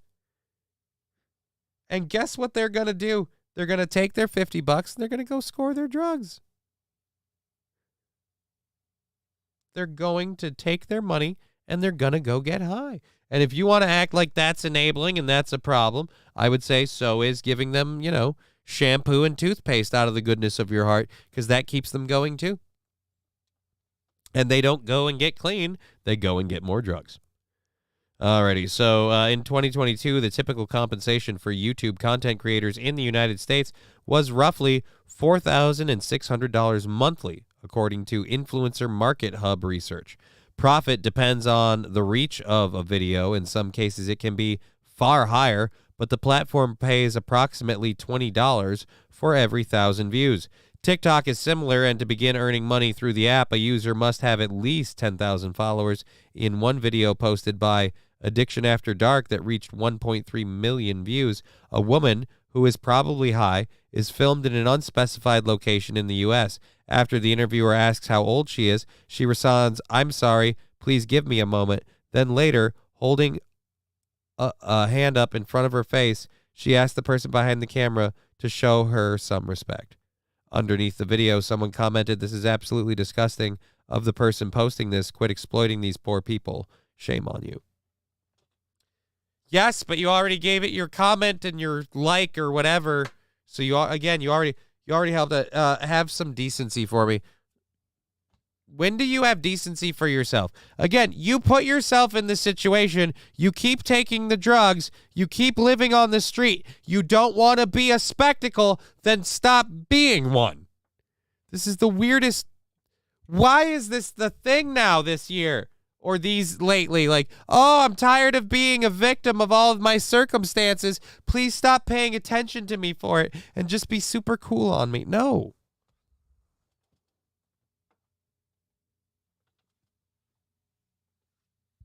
I will say this. If someone doesn't want to be filmed, you shouldn't be filming them. You shouldn't be filming them. But to act like the evil person is the person doing the filming in this, again, are they a piece of shit? Absolutely. Absolutely. But let's not pretend like the people they're filming are going to go out, get jobs, and get their lives cleaned up as soon as the cameras stop rolling. I can't stop doing these drugs because of the stress of the cameras. Oh, my God. One viral video shows the documents Trank and Kensington specifically show people lying on the floor or zoom in on users who have taken the drug, labeling them zombies, junkies, or fiends. The faces of individuals in these videos are rarely blurred out, and Kensington Zombies now has 1 million views. Yeah, because I'm sure we're all going to go ID that particular person. These videos don't pull at the heartstrings. They make these people look like animals in a zoo instead of individuals that need help. And I want to say, again, how long have we been treating them like individuals that need help? And how long has that helped? The problem is not getting better, so again, individuals that need help, well, then let's round them up and put them in a facility and help them. But we won't do that either. We have to let them get clean on their own. They're not going to. They're not going to. I'm going to blow out my voice on this one. It's become very exploitative here. People from all over Europe and the U.S. are coming into the area and putting their phones or cameras in people's faces, Utter said. It's detrimental because it isn't helping. It's continuing to dehumanize these people. These people are not in the right frame of mind to consent or participate in a social media clip. Right. And if we wait for them to be in the right frame of mind to do anything, we'll be here all day. How about we'll film them when they're in the right frame of mind right after you lock them in a facility until they get there. But since you don't want to do that because that's dehumanizing, how about we do the thing that's dehumanizing too? Because quite frankly, making them animals in a zoo is what you did when you decided that we can't lock up people for being drug addicts. We have to let them sit on the streets, we have to let them do drugs, and we have to just go, okay. We can't see it. We can't comment on it. You don't like the videos being put up. We don't like that it's happening. But you don't want to do anything about it because you're too busy being compassionate and waiting for them to get their shit together. Because if I was one of those junkies, well, I'd want someone to help me. Yes, but you know why you're not one of those junkies? Because you're not one of those fucking junkies. Being in that life has certain mindsets, decisions, priorities, things that you just don't have. And you can't understand that. In their world, their priorities and mindsets are very different.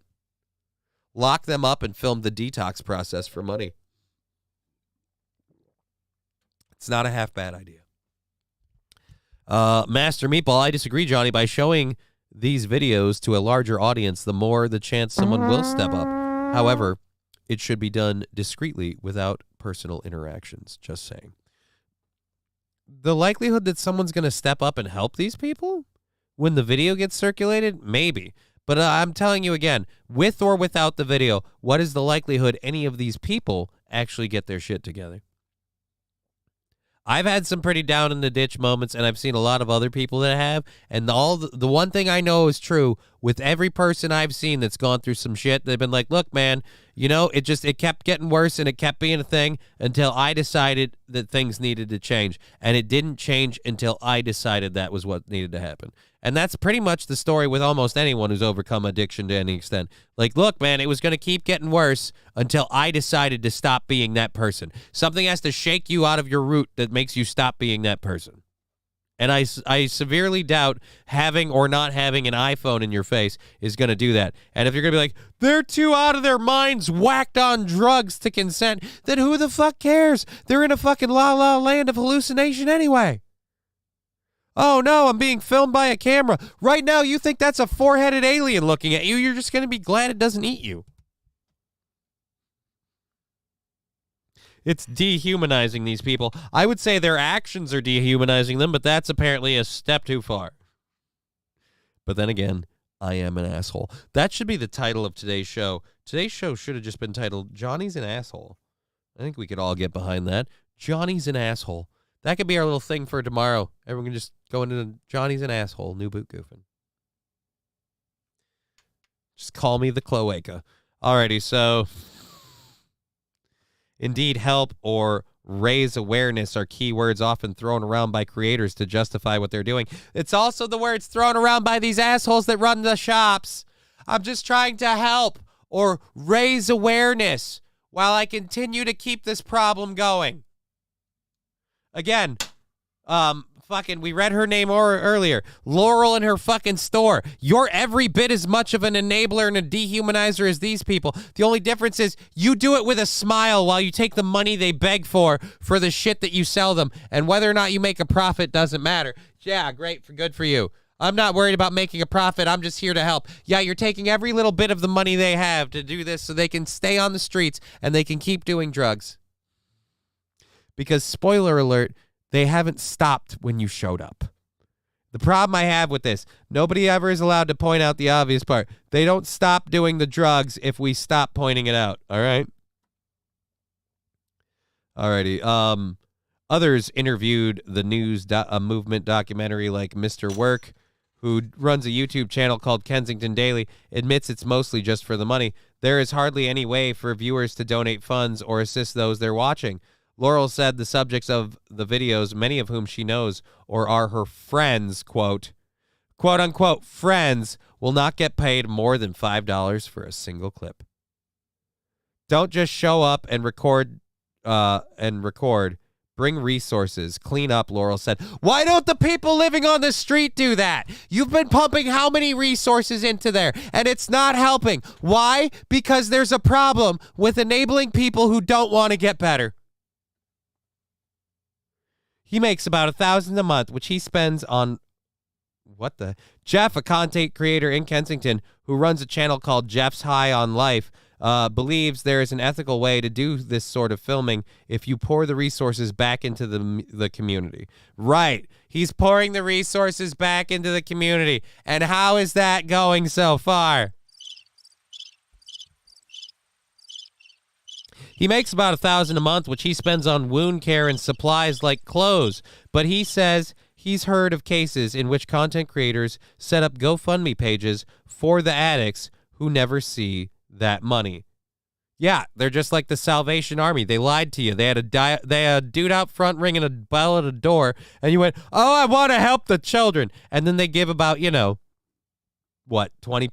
but a good 80 of it's got to pat the pockets of everybody in line before we get to the actual kids. But hey, at least all of us with tinnitus and stuff have to put up with the stupid fucking bell ringing from the stupid chuds who can't respect a simple request. Can you not ring the bell for 2 seconds while I go inside? It bothers my ears. Can you just not ring? Oh, Mary, bah, humbug, dur. Fuck you. Anyways, yes, I'm sorry. Charities are usually scams, so whoopity-doo. In the U.S., caller, text, blah, blah, blah, national health. Contribute. All right, so that's the end of that. So again, he makes $1,000 on his channel. He puts it back into those, and you know what we've seen? Have we seen even a decrease in the population of homeless people high on drugs on Kensington? I bet not. I'm guessing not. What happens to these Democrat-run cities when Civil War starts next summer? Why are you saying Civil War is going to start next summer, Fanatical Bucks fan? I don't know. Must be a new strain of weed Johnny is trying this week. Oh, I'm sorry. Am I getting a little too antsy in my pantsy? I am kind of battling with back pain. So maybe that's it. But like I said, the problem I have is that, again, the content creators are pieces of shit. Like I said, you're making cringe, well, not cringe, but you're making, like, I don't know, torture porn or whatever. But the videos existing don't create or disseminate the problem. They don't exacerbate it. Nobody is going and doing more drugs because they were in a YouTube clip in Kensington. I was going to get clean until I realized I did that documentary for $5. Like, no. That wasn't going to happen. The same way that they're not going to get their life together if you sell them a packet of soup. They're not going to do it. But if you enable them, if you feed them for a day, they'll get high the next day. And if you keep feeding them, they'll keep sitting there getting high. Case in point, the situation isn't getting better. All right. I thought we already did this crap. Yeah, fuck it. There we go. What? Well, screw it. You know what? I'm not giving you my email and clicking it just to read a story. Fuck you, Fox. I'm not in the mood. Maybe it is. It's not a new strain of weed. It's the same strain of weed. We haven't had any different strains. All right, let's clear our first hour stories that we already finished with already anyway. Let's drop those. All righty. Movies often echo reality, says Fanatical Bucks fan. Right and dirty out. Your cloaca is showing.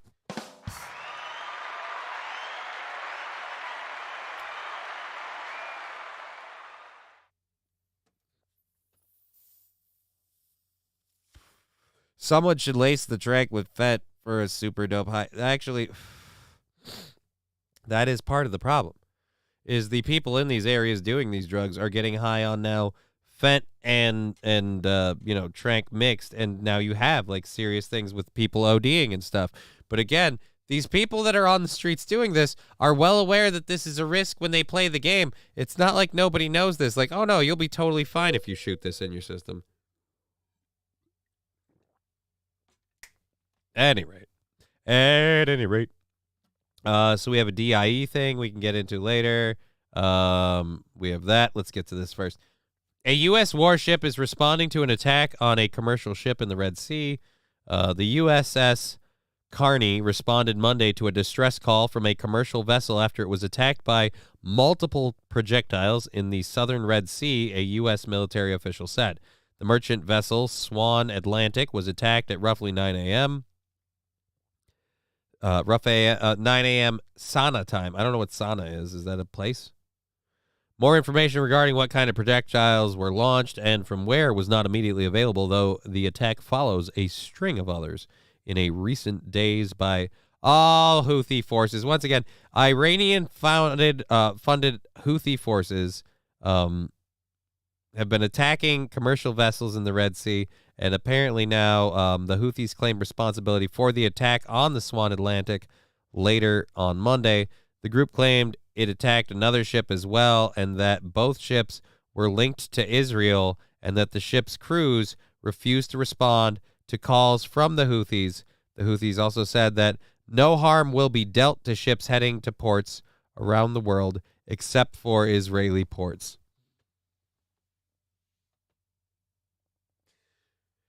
I mean, it's getting interesting. Israel and Palestine having it out is getting to the point now where it's going to start affecting your shipping time. And I mean, I don't know if you guys know this or not, but it's Christmas season. You might want to hold off for a couple of weeks because we won't give a shit for a while until our Amazon Prime delivery doesn't get here in time for old Timmy's Christmas party. That's gonna be where now we've gotten we're pissed. What the fuck jurisdiction do we have in the Red Sea, says Zach. Exactly. That's what I would ask. But apparently, a whole bunch of countries in the area, including Iran, kind of want us to back them up whenever they're in trouble. So we maintain forces all over the globe in various areas of land. Guess what? What? I got a fever. And the only prescription is more cowbell. Thank you for that support. Again, we're fully funded today and going into automatic overtime because you guys have been so supportive. Thank you for that, Lab Glass, gifting a little sub over there to Screeve McDuff. Let's go ahead and roll on Scruffy D's cowbell. Here we go. Hey-o!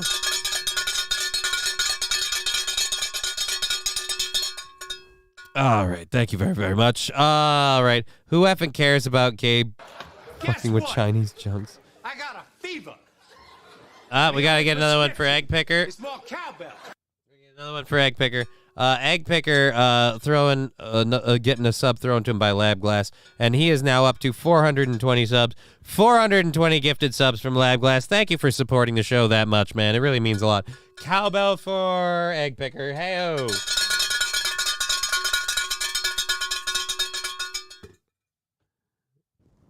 All right. Vodka Cran at 30 subs. Can we see the penis with the new Twitch rules? I think it's okay. I mean, we could figure out a way to make that artistic nudity. But I mean, if you've seen one Sharpay, you've seen them all. So really, what's the point? Alrighty. So that deserves a toke, Johnny. Actually, you know what? 420 subs, I am gonna say, does deserve a toke. So let me, despite the fucking gravel road that is my throat.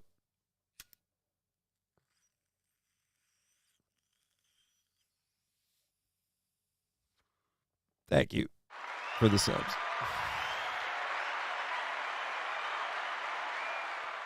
Oh, this is why I'm glad we aren't going to have a hype train happening. Because if I had to do a controlled burn, I would hate myself. Oh my God, that would suck. Alrighty, so we're kicking and rolling for, again, another 2 hours. Thank you. A little less than 2 hours. Thank you for being part of the show. We've got a lot to get into. other than what we have just covered. So again, the attack came as U.S. Secretary of Defense Lloyd Austin and the region had for meetings with senior Israeli officials in Tel Aviv. Yeah, so again, now the Red Sea is igniting in war because of groups funded by Middle Eastern.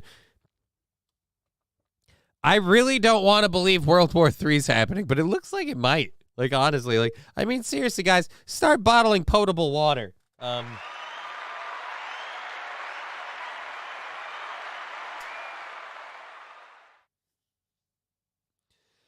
Oh, man. KG 420, how's it going, Johnny? Pretty good, KG. We're doing all right. We're surviving. TikTok detox is a great idea, says Chevy JB. Yes, TikTok detox is a great idea. I think if we learned anything today, it's that we should take the people living on the streets in Kensington and put them in confined facilities under the strict surveillance of anybody that wants to log into the live stream and see them and watch them get straight. And we can use, or sober. And we can use that as a way to show people how much of a pain in the ass stopping doing drugs is. And maybe then they won't start. Maybe then. We can hope. Alrighty. TikTok abstinence. Fucking. Scream McDuff just, fuck it. I'm driving into the radiation zone. Get it over with. I mean, yeah, why not? Become a ghoul early, you know? See how that works. KG 420. I'm sorry, what? You might have missed a few things. I'll be honest. We've been rolling for about almost 2 hours now. You might have missed you might have missed a scotch of stuff we've covered. I'm sorry. I apologize. I'm a Christian. I'm sorry. What do we have? We have an hour. God damn, we have an hour 45 left. So, yeah, we're getting really, really down there. We were talking earlier about a story, Trank tourism. Philadelphia is warning now that people are coming to Philadelphia just to film the fucked upness that they see on Kensington and then put it online on like TikTok and YouTube. And it's apparently a horrible, horrible thing. To which I say, I mean, it's not a good thing. It is a dog shit thing to do. But again, I'm sorry, I don't have sympathy for drug addicts that just keep sitting there doing. If they were in facilities, if they were trying to be clean, you know, if I have all the sympathy in the world for somebody. Here's where I have sympathy for drug addicts. When they're sex workers and the drug part maybe isn't even their choice, but it's one of the things that's forced on them to help keep them subservient. Now I feel bad. If you're trying to stop, I feel bad for you. If anyone puts you in a situation that makes you feel like you can't stop or you can't stop, won't stop. But again, when we talk about the people we see in those videos, it's dehumanizing to film them this way. It's dehumanizing for them to be this way, but they're okay with it, so why can't we be?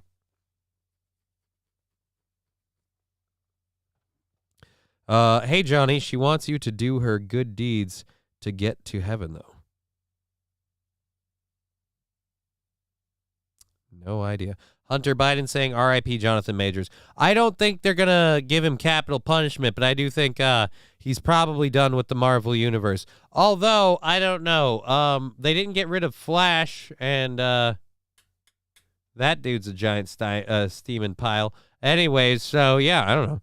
I'm so glad that I've never liked Ezra Miller, and I always had a thing where I'm like, I don't like you. Something seems off with you. And now we find out, oh, yeah, no, it was totally right to feel that way. I want to sell Trank in other neighborhoods, not mine. I am joking.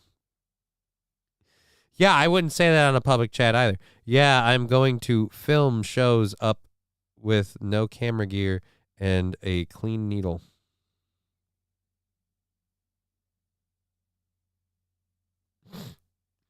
Oh, that's the way it is, though. I'm going to film. Woo. People who believe that giving away free crack kits and providing safe places to overdose have never been or known anyone addicted to hard drugs smoke weed. Like I said, the lady in the story that we were doing was saying how she didn't like these people for doing that because she's been there on the ground floor helping and giving them, like, again, supplies and things like that. And I'm like, again, this is where you are enabling. If these people need help, if you want to help them, you have to take them. They can't help themselves. They can't help themselves. The same way, and this is the thing, why is it okay everyone has to grab the door for me because they see me struggling to walk, and they're like, no, I have to help you. You can't help yourself, even though I say I want to help myself. And then we see people like that who very clearly can't help themselves. No, just let them be. Let them do them. Don't force life on them. Don't force anything. We can't do things for them because, again, they need to we need to give them the chance. Why don't we do that with crippled people? Like, no. He fell over. Let him see if he can get up. All right? Life is difficult for all of us. Let him see if he can stand. It's really weird. Why am I weird for saying that? I feel like is that not the same thing? We'll bend over backwards to help somebody who really doesn't need it in terms of like grabbing a door. But then when we see someone who's on the ground, we can't go, all right, we're going to put you in a room because if we let you to your own devices, you're going to get high and fucked up. And for at least a little bit of time, we need you to land that plane back in reality so we can have a fucking chat. All right?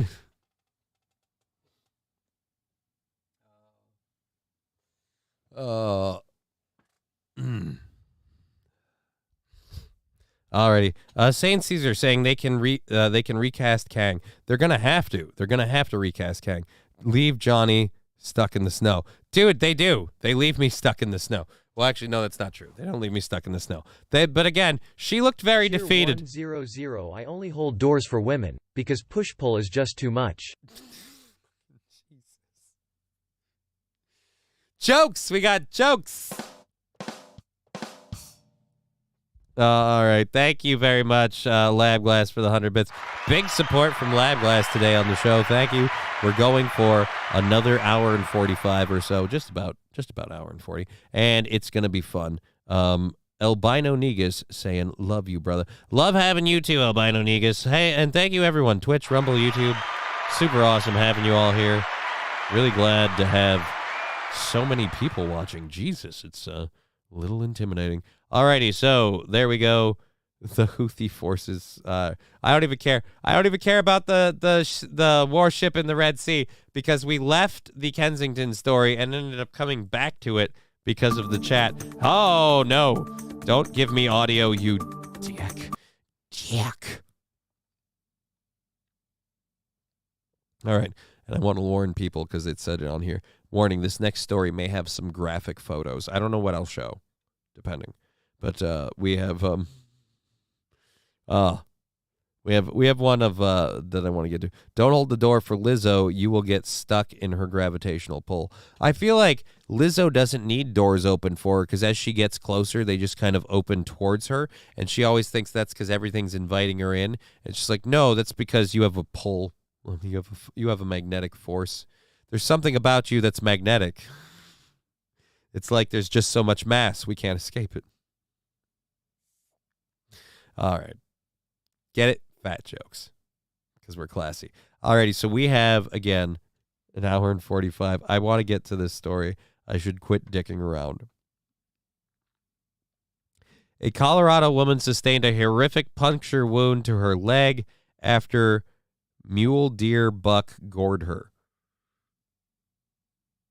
It seems like someone tried to type deer butch, but a mature mule deer buck is apparently one of these. Let's open this in new tab. So this is the mugshot. I have to say this deer does not look healthy. This does not look like a healthy deer. The eye being glossed, the fur looks a bit mangy. But that's the culprit, so keep your eyes out. 67-year-old woman was outside the door of her home in the town of Silver Cliff when she was attacked by a small buck mule deer on Saturday, Colorado Parks and Wildlife said. In a news release, the agency said its officers are searching for the animal, which had 2 spikes on each antler, and will euthanize it if they find it. Really? You have to kill him because he wounded a chick? What's the big deal? They're allowed to strike back. All right, this one almost killed one of us. We got to put him down. Send a message. There's only hunting season for one group around here. All right, the woman sustained a puncture wound to her left leg and significant bruising on the right leg. She was able to make it back inside her home and call her husband, who transported her to the hospital for treatment. After the attack, 2 young bucks were observed sparring in the woman's yard, a common behavior during mating season. CPW suspects the buck may have been attracted to the woman's home because of a bird feeder on the property. A wildlife officer went to investigate and found a bird feeder in the yard. The victim told CPD. Oh, that looks really bad. I don't know if I want to show that. Oh.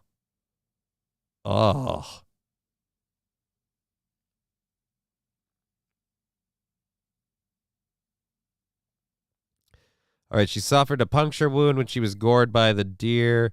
Brown said that the attack happening so close to the woman's home led officials to believe that someone may have been feeding the deer, causing it to lose its fear of people. Yeah, I wonder if a 67-year-old lady might have been feeding some deer. Wonder if that was a thing.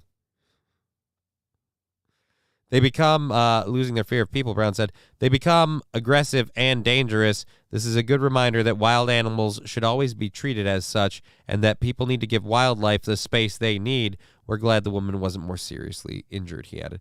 Again, I have no reason why we're trying to kill the deer. I feel like, you know what?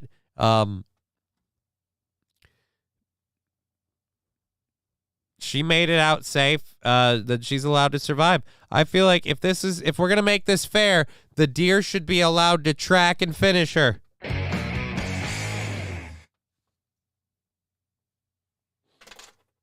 You know, because he maimed her. So if he can find her, he can finish the kill, and he can put her head on his wall. How does that sound? Is that fair? Is that, again, it's just one. Like, you guys might think I'm being crazy. It's just one. Like, we've killed thousands of them. So, I mean, yeah, they got one person. You know, at a certain point, good for you. There we go. All righty. Now I got to catch up. Deer Butch, doesn't that buck look like it's got the parasite?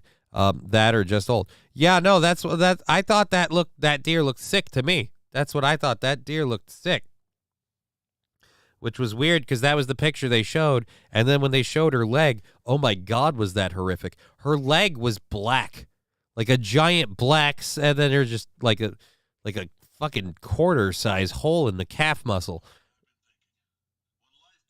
All right. I have to take this really, really quickly.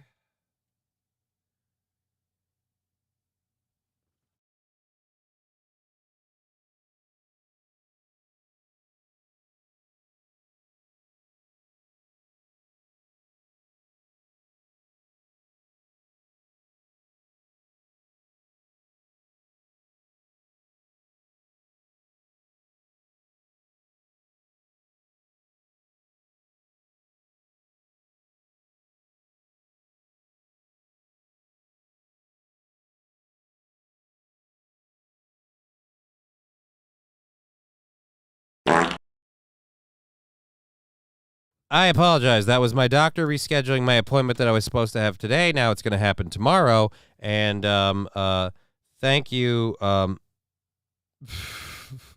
Thank you. You know who you are that sent me money on Venmo so I can go get my fix in Kensington. Thank you very much for my Kensington fix.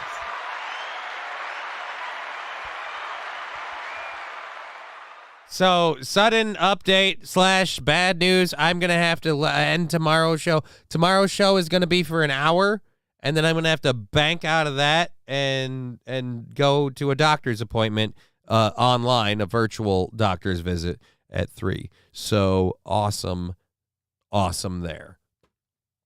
Do I start late or do I stop my show, go to a virtual, and I have no idea how long the virtual appointment will take, and then come back? I don't know. I'll talk about it tomorrow on the YouTube show with Aaron and see what he says, I guess. It's again, one hell of a dick. We scheduled this to work today. Jesus. Alrighty. So, do we really care about North Korea saying that the West is, that North Korea is accusing us of abusing humans' rights? I mean, the part about it that was funny is it was North Korea's like, they're abusing humans' rights. Really? The country that's starving its own people is abusing humans' rights. Look, I'm not saying we're not. I'm just feeling like you shouldn't be calling us out unless you're willing to do it from the sense of, look, we know humans' rights abuses. We taught China a thing or two. But we're just saying. Fuck it. Let's find out. Pyongyang made the accusation that accused Monday that the West is violating humans' rights while dismissing international criticism of its dire human rights conditions as it published a white paper on the issue. What does it matter that the paper is white? Is that some sort of thing for them that they use white paper? It's some... All right, whatever. The dignity and rights of humans are being mentioned by the declaration are now ruthlessly being violated in the U.S. and other Western countries where all sorts of social evils are rampant, the North Korean Central News Agency, KCNA, said, citing the white paper published by the Associations for Human Rights Studies. Again, it's the fact that you guys are doing it. It's too funny. I can't even read through the rest of this because of the utter hypocrisy of literally North Korea accusing anyone of human rights violations. No offense, even China has a better record than you do. Yellow paper is much more serious, right?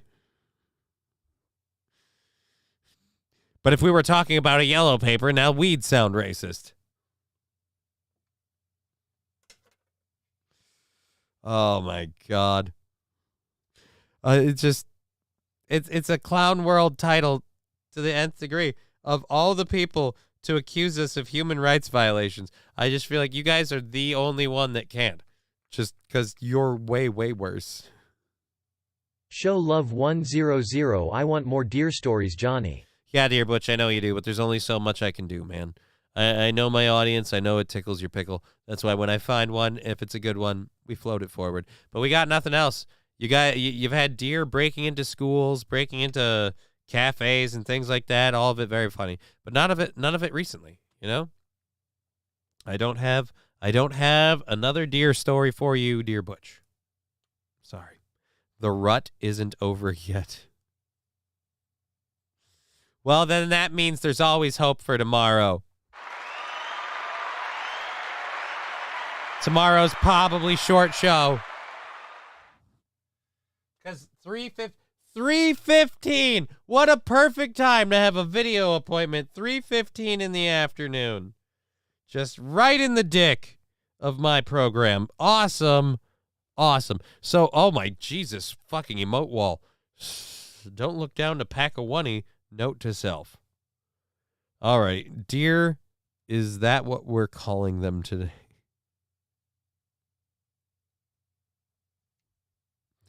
Yeah, I got to get a real rut buster, you know what I mean?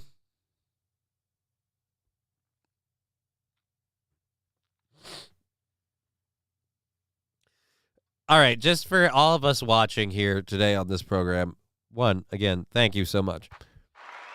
Two, if I could ask one thing. Ask Aaron how busting his rut was tonight and tomorrow. Just continually bring it up as him busting his rut. The hunter had to bust his rut. I don't know. Maybe it's stupid. It probably is. Fucking forget it. All right, so let's get to this last story from our second hour stories. We're coming in right on time for the show, which is awesome. Because we can't really have a whole lot of leftovers. I am going to have to squeeze in a lot of show into a little time tomorrow. Awesome. Alrighty, so diversity, equity, and inclusion is something I always thought was dumb. I really, really kind of think it's stupid. So it's weird that we have this one coming up. I will have to text him. Why do they always do this. All right, we'll do reply quick.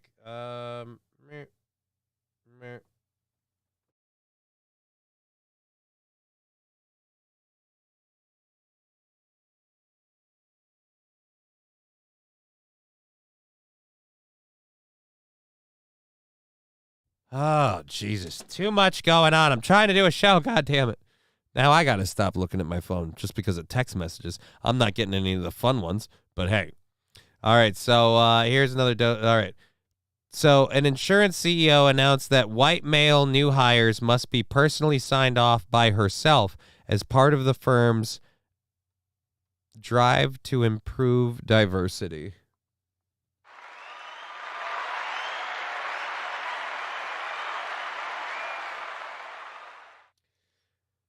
As the firm's, we're going to have a lot of diversity because we're only letting the male, white male. We're only letting the white male employees be signed on if one lady okays them. Everybody else gets to show up and work here no matter what. But if you're a white guy, you have to literally get the up and down nod from the boss. Now, here's my question. And I hope that she's keeping the power abuse structure alive, and she's making sure that she's fully degrading those men. And, because let's not forget, because white men are the ones who do all the evil. When the job markets and then things first were discovered, white men were taking that advantage, the casting couch, as they say. So she better be cupping that balls. The voice is dying on me in real time. She better be cupping the balls, gripping the shaft to be like, all right, that's a white guy I can work with.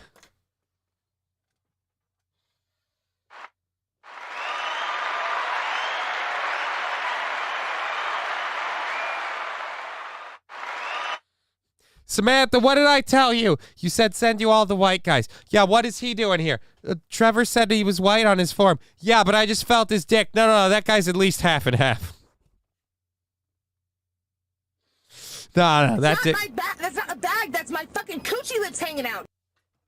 Well, then you should be fine. But if you're a guy, that's less of a case. Oh, my God. Diversity, equity, and inclusion. Why is it that the programs that say things like diversity, equity, and inclusion always lead to immediately excluding somebody? Hey, we're about diversity, equity, and inclusion. And you know how going can't in the UK. I thought this was in the US. It is not only illegal, but it's being celebrated by Fortune. Speaking at the sexism in the...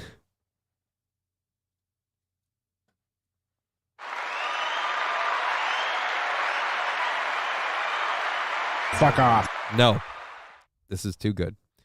Speaking at the Sexism in the City inquiry, Blank, who became the blue chip company's first female chief executive in 2020, told a parliamentary committee that there was a no non-diverse hire at Avia without being signed off by me and the chief people officer.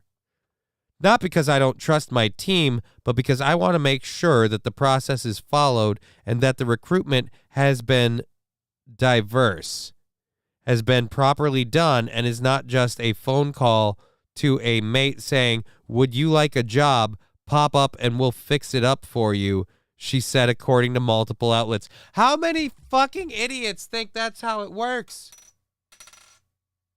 Do you think that every guy that has a job, especially every white guy that has a job, is just because he called a friend and his friend said, "Yeah, how about you show up and we give you a job?" That's why you have references, education, training, background. Sure, it used to be called networking. Sure, having friends and people you knew in your job field made it easier to get a job. Let's see her. Well, we have to find her name.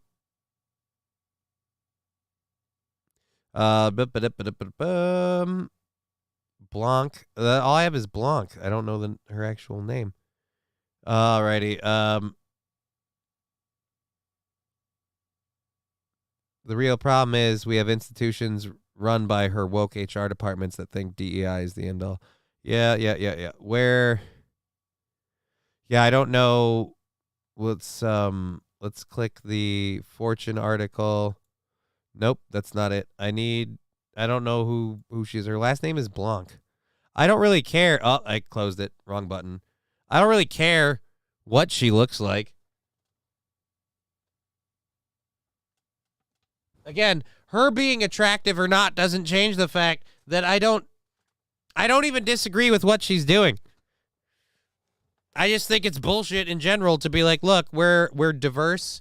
We're about equity and inclusion. And the way we start proving that is by automatically barring a group of people from working here unless I sign off on them perfectly.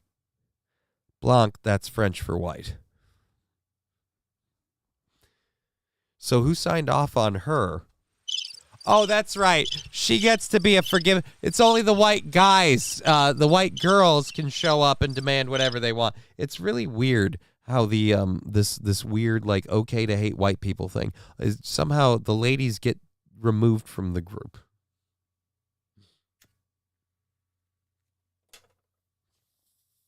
Hinky. I think that's the word I have for it. Hinky. Is she a bigger... Oh, you mean like a fat lady? Probably. She's probably fat. She is probably fat. Maybe she isn't fat. I have no idea. Send Aaron to her. He will end up with her job. Yes. That's what we need. We need to get Aaron a job in the insurance market. Because he's not going to have a show much longer if he keeps thinking with his dick. If the boss finds out that he's fucking the boss's lady. Oh, Lord.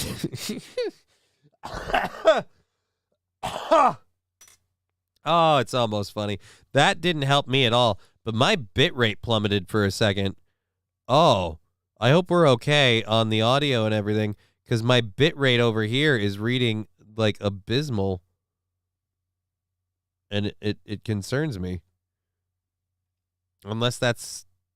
No, never mind. It's all just... It's flat. It's been steady. It's been steady all day. Whew. Okay, now it dipped for 2 seconds. All right, so yeah, it was just for a 2 seconds, just for a blip. Whew. All right, does the audio sound weird? Whew. All right, yeah, the audio still sounds good. Great. Well, as good as I can sound. All right, let's grab this. We're done with that. That's our second hour 2 stories. All right, so we're down to our third hour stories and our third hour content. Now, we'll clear that out. We've got that, and we've got plenty of overtime stuff. But like I said, we apparently are doing a short show tomorrow, as well as on Thursday. So that's gonna go great.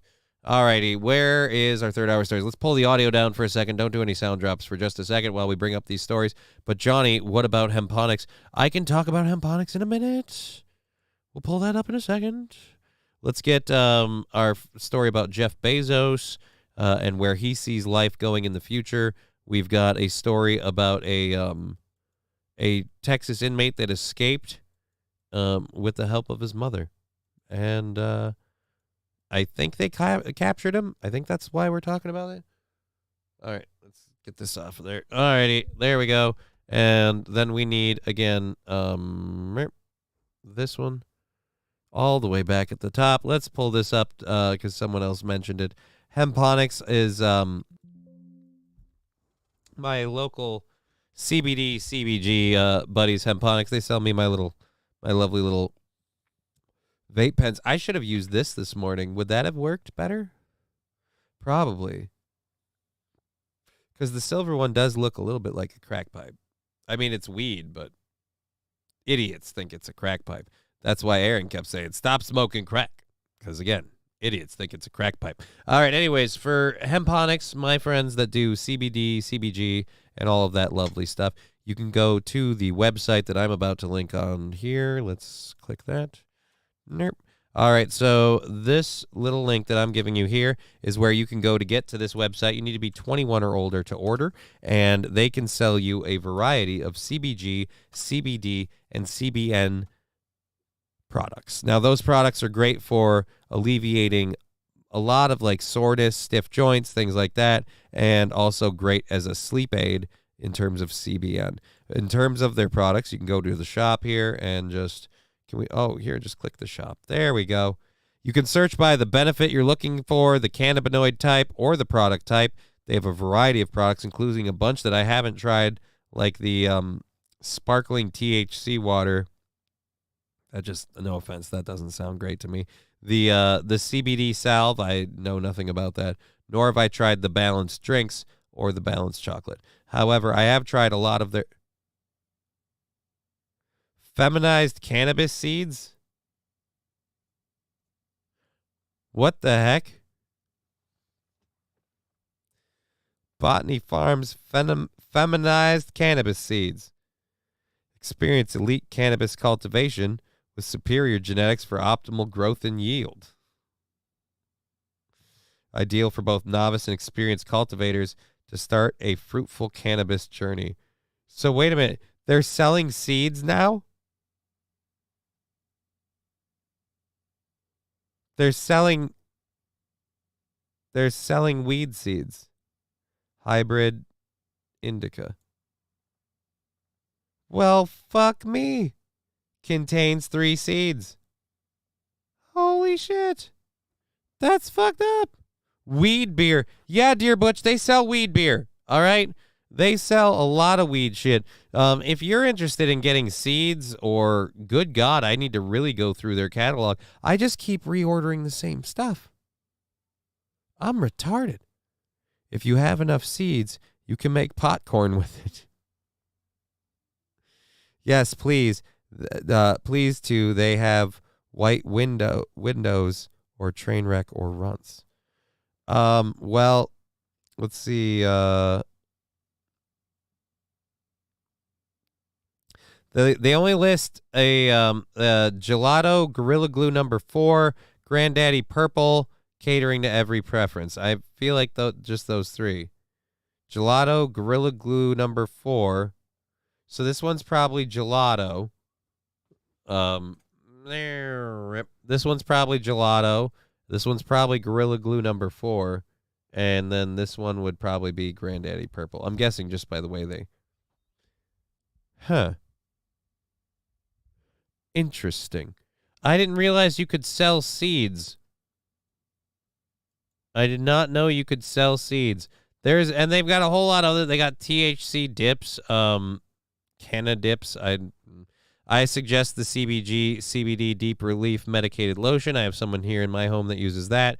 I love the Muscle Frost, and I love the CBG tincture. But again, if you order anything from them on that website, we get a little thank you, and we say thank you. So lube up.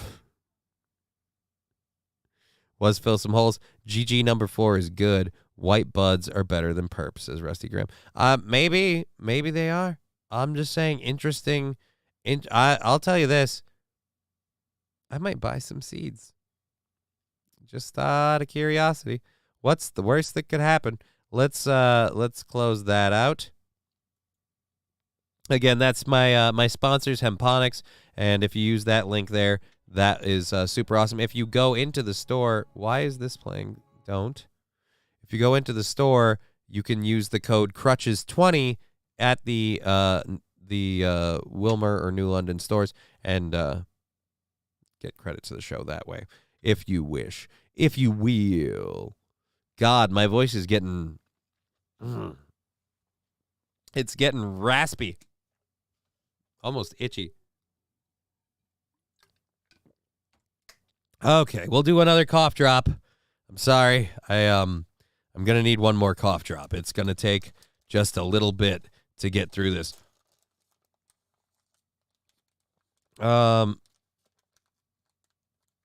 Pot is legal. Hot. Do you grow it without seeds? You can buy seeds at most smoke shops. Yeah, pot is legal, but I don't know that. I didn't know you could buy seeds everywhere. I assumed a lot of it was very, very regulated in terms of the type of seeds you could grow. What do I know? What do I know? Now I'm starting to sound like fucking Kennedy over here. But what do I know? I just think we should be able to sell marijuana. I don't like Donald Trump, and I want to be your next president. I can't get past it. I can't. It's too distracting. All right, so thank you on Twitch, YouTube, and Rumble, everybody watching on all the platforms. Really, really happy to have all you guys here. Wow, this is awesome. Wow, I'm so excited. Jeff, we'll get to the Jeff Bezos thing. And then didn't I have a story with... Nope, that's not an actual video. I wanted a video one. Shit, I should have been better about this. All right. Let's get over here to this one first, though. Jeff Bezos foresees 1 trillion people living in millions of space colonies, and here's what he's doing to get the ball rolling. Getting us all into debt. We'll have to live there if we have no choice.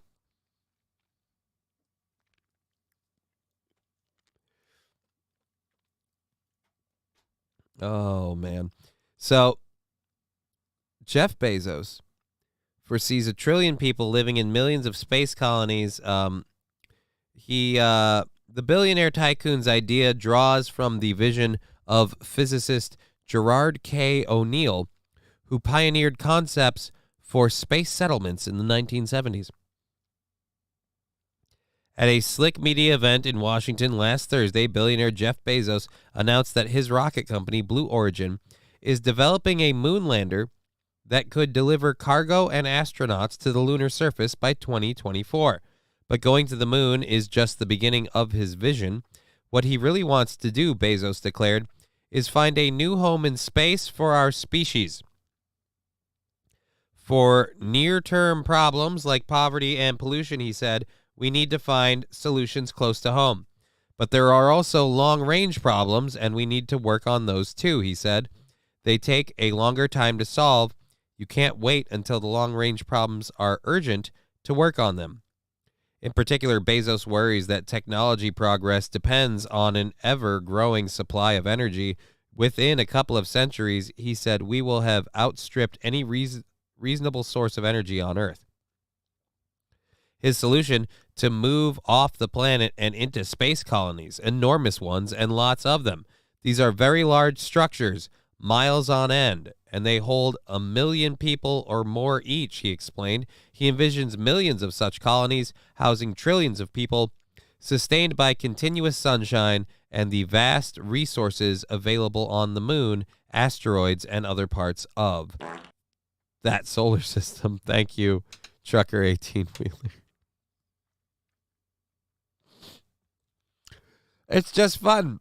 You read it, and then boom, somebody farts in your ear and just takes you out of the whole thing. Out of the whole thing.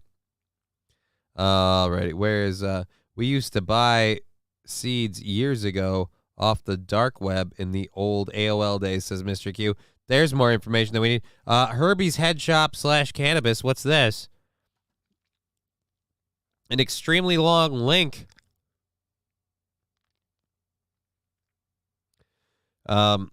Stop Herbie's US. I guess go to US Express. So you can just buy feminized seeds of whatever brand. Okay, cool. Yeah, it looks nice. Oh, wow. So somebody came and harassed me the minute. I love an AI that jumps in my face when I don't need it to. That's super duper awesome. I'll just close that link. Thank you. Why do I feel like I just made my computer open to a virus fallen? Why do I feel like I'm in trouble? I'm white trash and I'm in trouble. No, I don't want to open the page. I literally don't. Oh, now it's going to open 2 of them. All right. Back to what we were talking about. Gay-ass AI. Johnny going to become a farmer now. Really? I mean, no. I wouldn't mind growing a few crops. I'll be honest. Wouldn't mind growing a few crops. But let's be real here. There's no way I'm going to be able to do all that. I can't put in that kind of work. Alrighty, Albino Negus, send the reptilians to the moon or Mars. This is our land. Wait a minute, what? How do we separate them, though? Do you know who the lizard people are? All right, so let's, these structures are very large. instant public response to Bezos' presentation included lots of sharp commentary that the CEO of Amazon could easily be describing office parks or captive labor towns in space. Others objected that Bezos overstated the world's growing need for energy while ignoring his own company's contribution to climate change and unsustainability.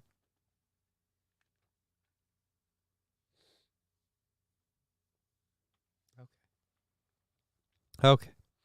All righty. But many people within the space enthusiast community were thrilled. Al Globus, a former NASA contractor and co-director of the National Space Society, had one-word reaction: fantastic.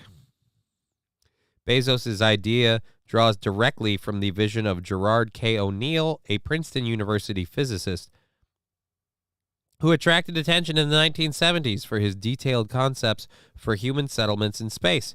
Bezos was a student at Princeton while O'Neill was there and has cited O'Neill's signature book, The High Frontier, as a major influence. Like Bezos, O'Neill worried about the limits of growth on Earth. Though he focused on overcrowding rather than limited energy, as population continues to expand, we'll have to abandon the development of greater individual freedom and accept a much more regulated life with diminished options, O'Neill said in a 1979 interview with Omni magazine. Space colonies would allow for far more inviting future, he claimed. There would be fewer people living on Earth and an increased fraction living in space where there's unimaginable room.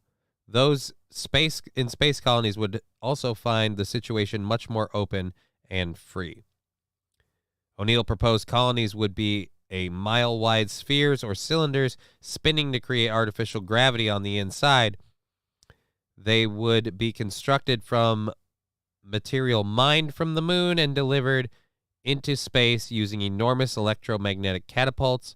Mirrors would pipe in sunshine, and solar panels would provide continuous electricity. As the population expands, people would simply build new cylinders to accommodate their needs.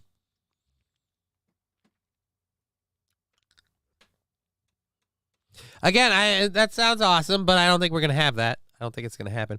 1979, I thought it was climate change. No. See, in 1979, they were worried about the big chill, and so their climate change was a lot different back then. And again, they were more concerned with overpopulation. And it has a decent amount of a point, but do I really believe Bezos is going to build fucking space? I love how if Jeff Bezos gave up all his money, everyone could have $1 million. Yeah, but he wants to build colonies in space. Yeah, but that's stupid. The world would be fine if it wasn't for Amazon. What is he doing to contribute to climate change? I mean, he's launching rockets. He's shipping products. Is that contributing to climate change? Alrighty. Space movies always go bad, says Wes Filsamoles. Right? And we all know how accurate movies are. Life in space would suck. Our bodies and minds are designed... I wasn't ready for the snowball sticker.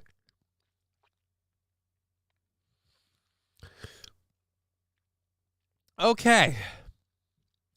Our bodies are designed for Earth life. It will never work. Well, Albino Negus, I'll say this.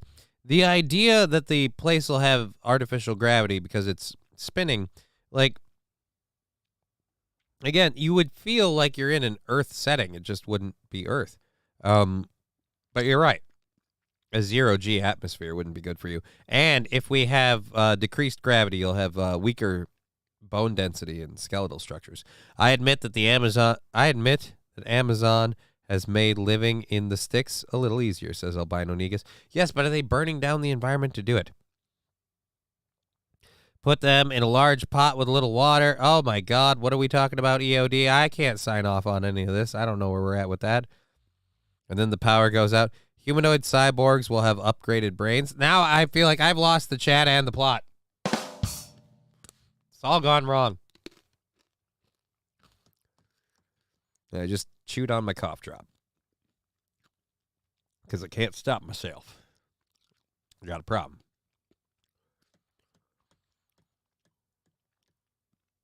Okay. Actually, we were talking about climate initiative stuff. Let's talk about that after we hit pause on this, because I don't want to talk about this. This isn't my thing. So a group of the Chinese Communist Party is tied to a group quietly fueling U.S.-based climate initiatives.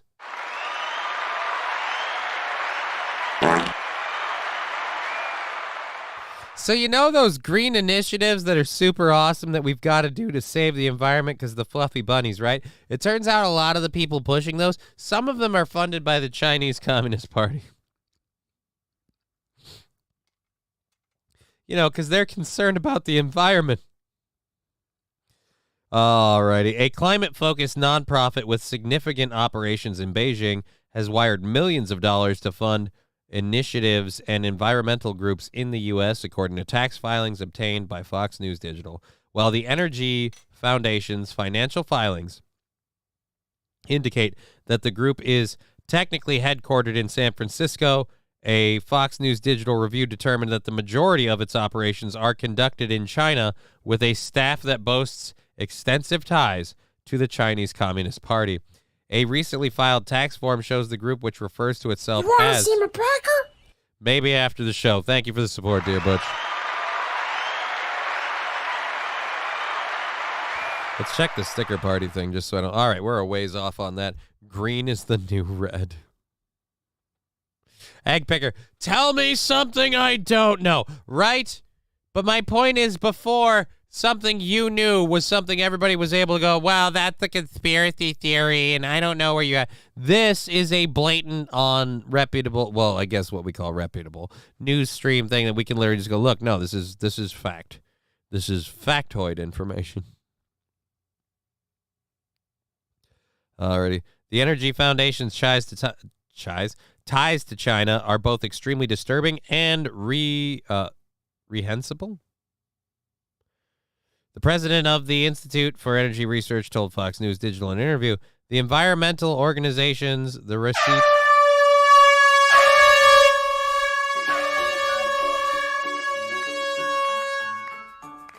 All right, so thank you, SS Stern, for the horn. And the happy cat? All right. You guys, we got like an hour left, man. It's okay. I guess, you know what? Is this like my punishment for being the asshole? Because I'm Johnny, what do you know about illegal narcotics? Maybe that I need to start doing them. Because apparently that'll make things a lot easier.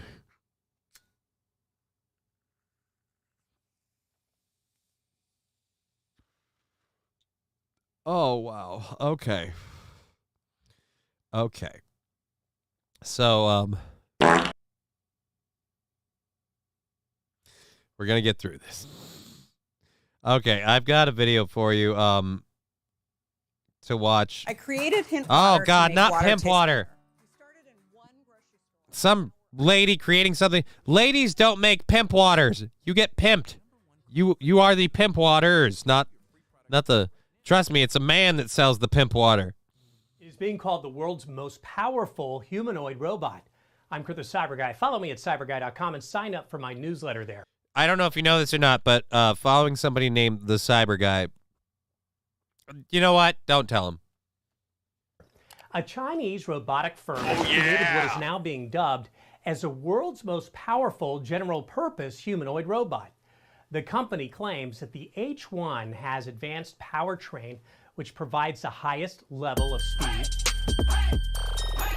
I'd like to say, isn't this the same stuff we saw with the fucking the new robot from What's His Nut? Oh, why do we have a hype train? What? A busy little train. Oh no! Sweet Jesus! Oh. This is bad. And here comes driver 10-2. Shit. Hey! Here it comes, here it comes. Here comes the train today. Here comes the train. Fuck! Fuck, fuck, fuck, fuck, fuck, fuck! Oh!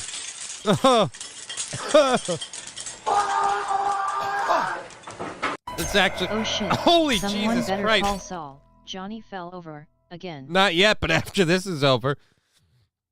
Hey, look, it's Jen Psaki. Is it just me, or has she gotten kind of hotter now that she's no longer in politics? Like, I'm like, maybe I would.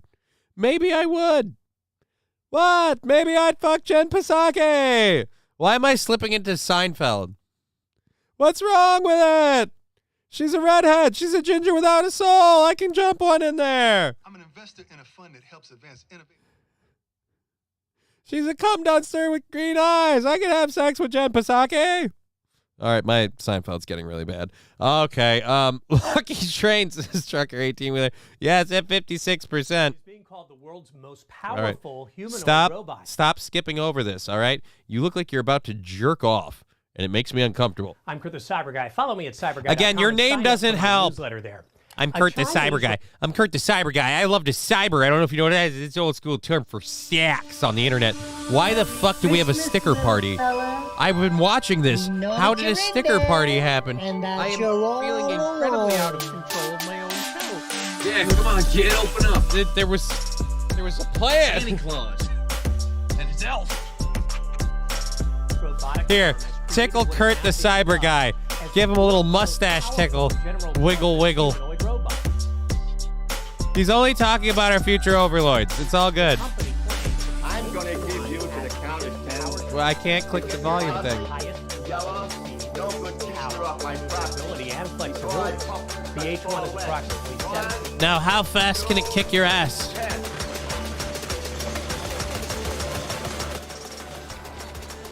All right.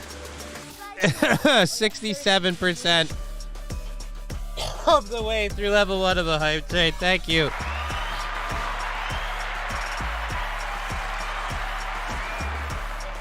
Dear Butch with some corn cob stickers. I believe, are those for our good friend, oh no, that's Dear Butch buttered corn. I was thinking that was, corn diff. Love corn diff. Love corn diff's Lego channel stuff. Always a good time. Now I can't even do anything with the show because there's just too many stickers and shit everywhere. All right, 67%. If we go over another 33, I have to take another hit off of the bong. Oh. And then I'll apparently burp some more. The new plan of the show is to get through the remaining hour with whatever hype train damage we take. It's all well and good, but we can do the Road Warrior. No, we go in, we kill. No more talk, we kill. Soon, my dog of war, but we have to do it my way. Wait.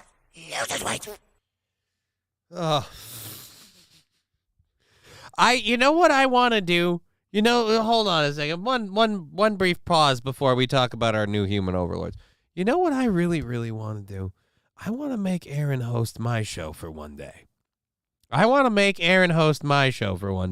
I'll just, I'll probably have to, like, open a window because it smells like weed down here. But, like, we'll have to, like, clear all that up and then just make him sit here and host a show.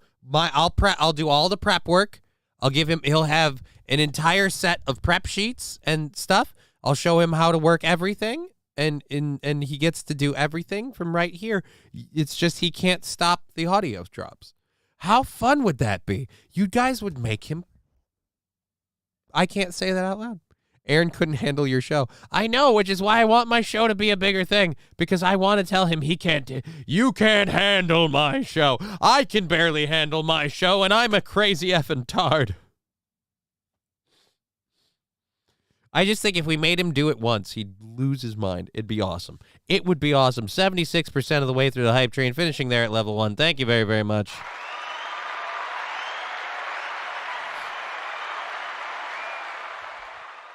Let's,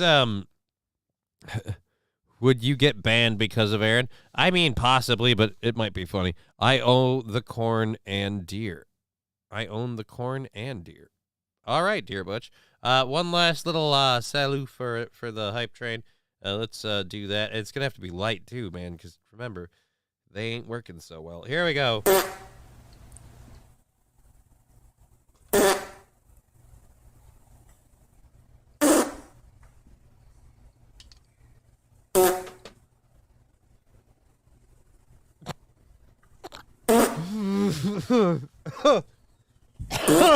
I'm supposed to hold a hit in with that?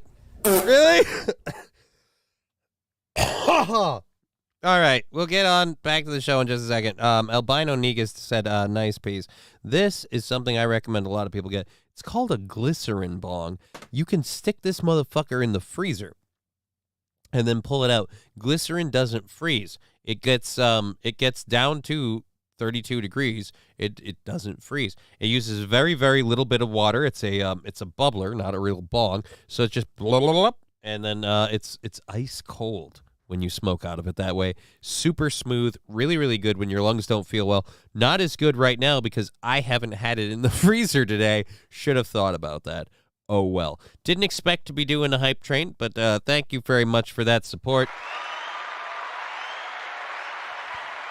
Let's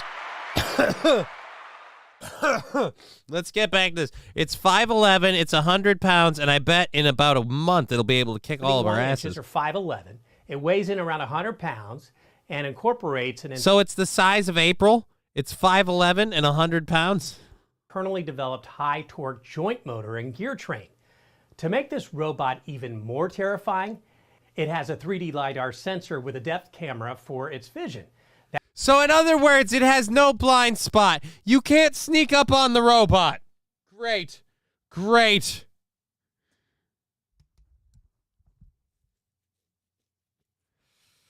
Oh, how often do you freeze it? Says Fanatical Bucks fan. Honestly, I stick it in the freezer every time I clean it, and if I know I'm going to use it in a while, I'll stick it in the freezer. It takes literally 2 seconds to stick it in the freezer. And it stays pretty cold in and of itself, so, I mean...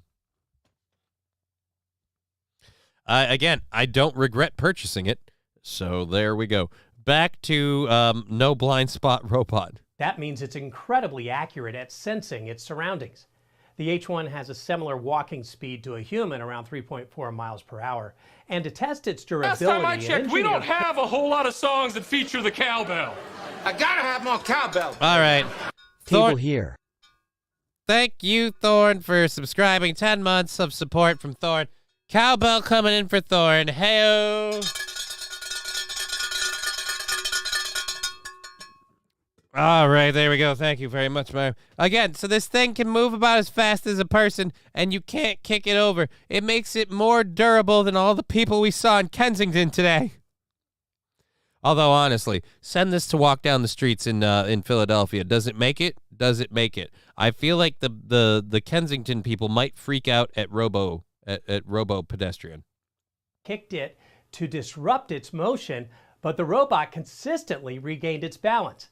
An official release date has not yet been disclosed, even though I'm hearing rumors of a target delivery date as early as 2024. Look, I feel like this is the preliminary stuff that's going to lead to the violent repercussions of the robot takeover. Because literally, from their infancy, we've been trying to knock them over and push them onto the ground.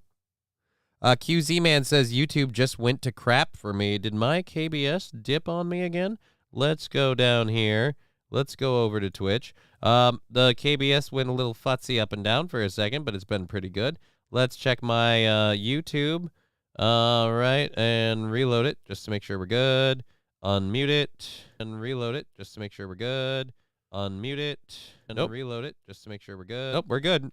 I don't know why that's up for you, but it's working fine for me. Is that a Phoenix Star bong? No, this is not a Phoenix Star bong. I don't know who made it. I bought it at Buddha Glass, but I don't know who made the. I don't know anyone. I don't know who made it. The only one I know for a fact is the Doctor is a tsunami bong. So the Doctor is a tsunami bong, but we haven't used the Doc in a while. I should actually clean him up now that I got some more stuff for that. Robots are gay by definition. They can't reproduce. That doesn't make them gay. And I mean, they totally can reproduce. Robots could definitely build more robots. I feel like robots can reproduce better than people because, with people, they might say some assembly required, but you're going to need like a woman to be you're going to need a womb to be a factory. And robots don't need that. I mean, a robot could keep building more and more robots all goddamn day. Just open a box, build a robot. Alrighty, so there we go. Robotics company unveiling our future overlords. Super awesome. Let's get into this one for fun. This is just a fun picture. I like whoever put this picture up here. Can we open this as an image in new tab? Let's do this because I'm tired of not having a visual element to the show. I have a lot of stories. So while we read this story, we'll go to this visual element because it's just the perfect picture for it. Boop. A driver just plowed into one of the cars in Joe Biden's parked motorcade outside his Delaware campaign headquarters.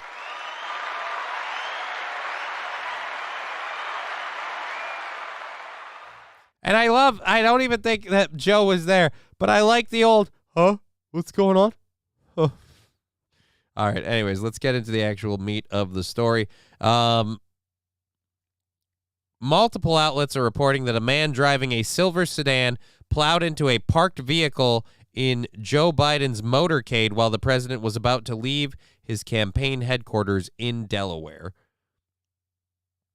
Oh, we have an actual video? Don't mind if I do. You know what?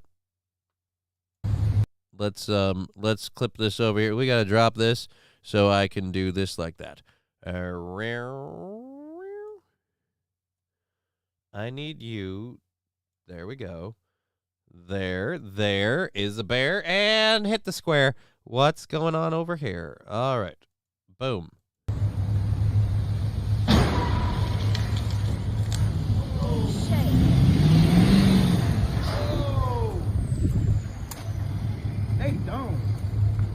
They dumb.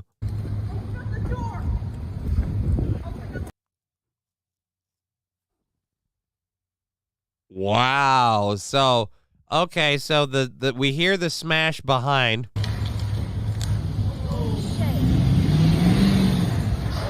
All right, so they smashed it, and then immediately we drop like a tag team bus. They don't.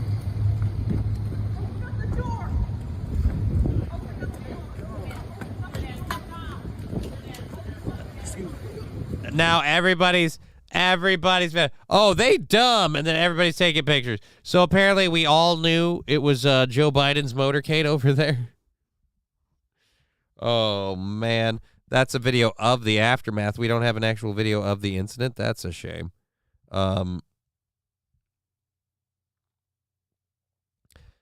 so according to the Daily Mail, the Secret Service pulled guns on the driver of the vehicle that collided with one of Joe Biden's armed limousines. The video of the aftermath, you can hear the crash but not see the crash. According to witnesses and photos from the news, Joe Biden appeared to be in complete shock hearing the loud crash as he was walking towards his vehicle. The driver of the vehicle initially tried to drive away but was immediately surrounded by law enforcement, guns drawn, and complied with authorities. This is a developing story, but we don't have any more on it at this time. There are no indications so far that this was anything more than a traffic accident. I love that they tried to drive away from the scene of the crime. Oh, crap, I hit a car. Fuck, I gotta go. Whoa, Jesus, it's just a limo. What the fuck, was the president in there or something? Actually, no, if you had waited another 5 minutes. Damn, I could have gotten famous. Oh, man. I love that, how long until we hear he's a MAGA Republican? And obviously he was doing this to fight evil Joe Biden. Like, don't get me wrong, some things can be true. But I think this is just a traffic accident. It was Biden allegedly. Oh, no. Drunk, says Dear Butch. I'd believe drunk. I'd believe drunk in a heartbeat. I feel like that's a very drunk drivery thing to do, is run into another vehicle. I love the part that they tried to drive away. They hit the vehicle and they tried to go, and like, hey, how about we just not get caught? And they didn't realize how quickly law enforcement would be on their ass. Again, kind of highlighting the idea that he didn't know what was going on.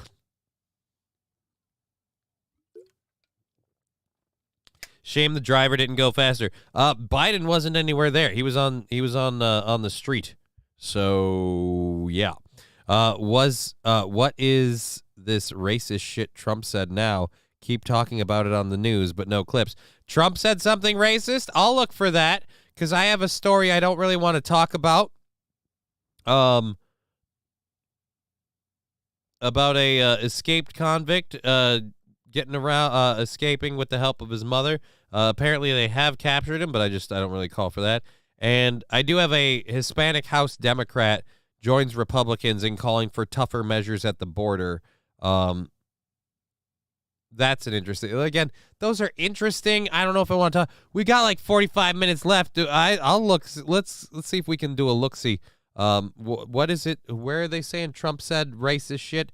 What's the racist of Trump? Trump racist.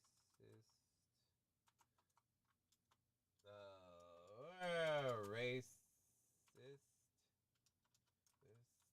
I can't spell. Racist statements. That's the 15 most racist news. 1 day ago, Trump repeats poisoning the blood anti-immigrant remark.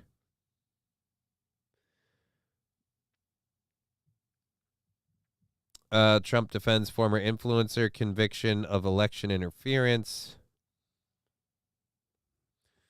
So I'm guessing the one we're talking about is poisoning the blood. Rip. Let's see what Reuters has. Do we have a video clip? Trump poisoning the blood. Man, get off of that. That's December 16th. It was updated 2 days ago. So let's see if we can. All right. I'm sorry about this. Let's see if we can do it. One last thing. Trump poisoning the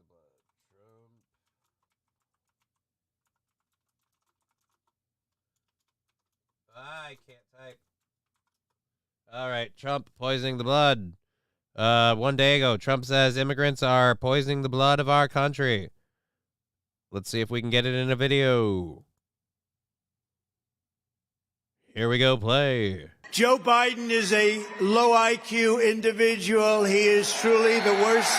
They're poisoning the blood of our country. That's what they've done. They poison mental institutions and prisons all over the world, not just in South America, not just the 3 or 4 countries that we think about, but all over the world. They're coming into our country from Africa, from Asia, all over the world. They're pouring into our country. Nobody's even looking at them. They just come in. Take me in, O tender woman, sighed the vicious snake.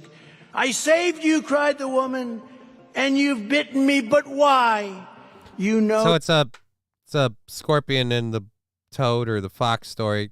Just another way of doing it. Your bite is poisonous, and now I'm going to die. Shut up, silly woman, said the reptile with a grin. You knew damn well I was a snake before you took me in.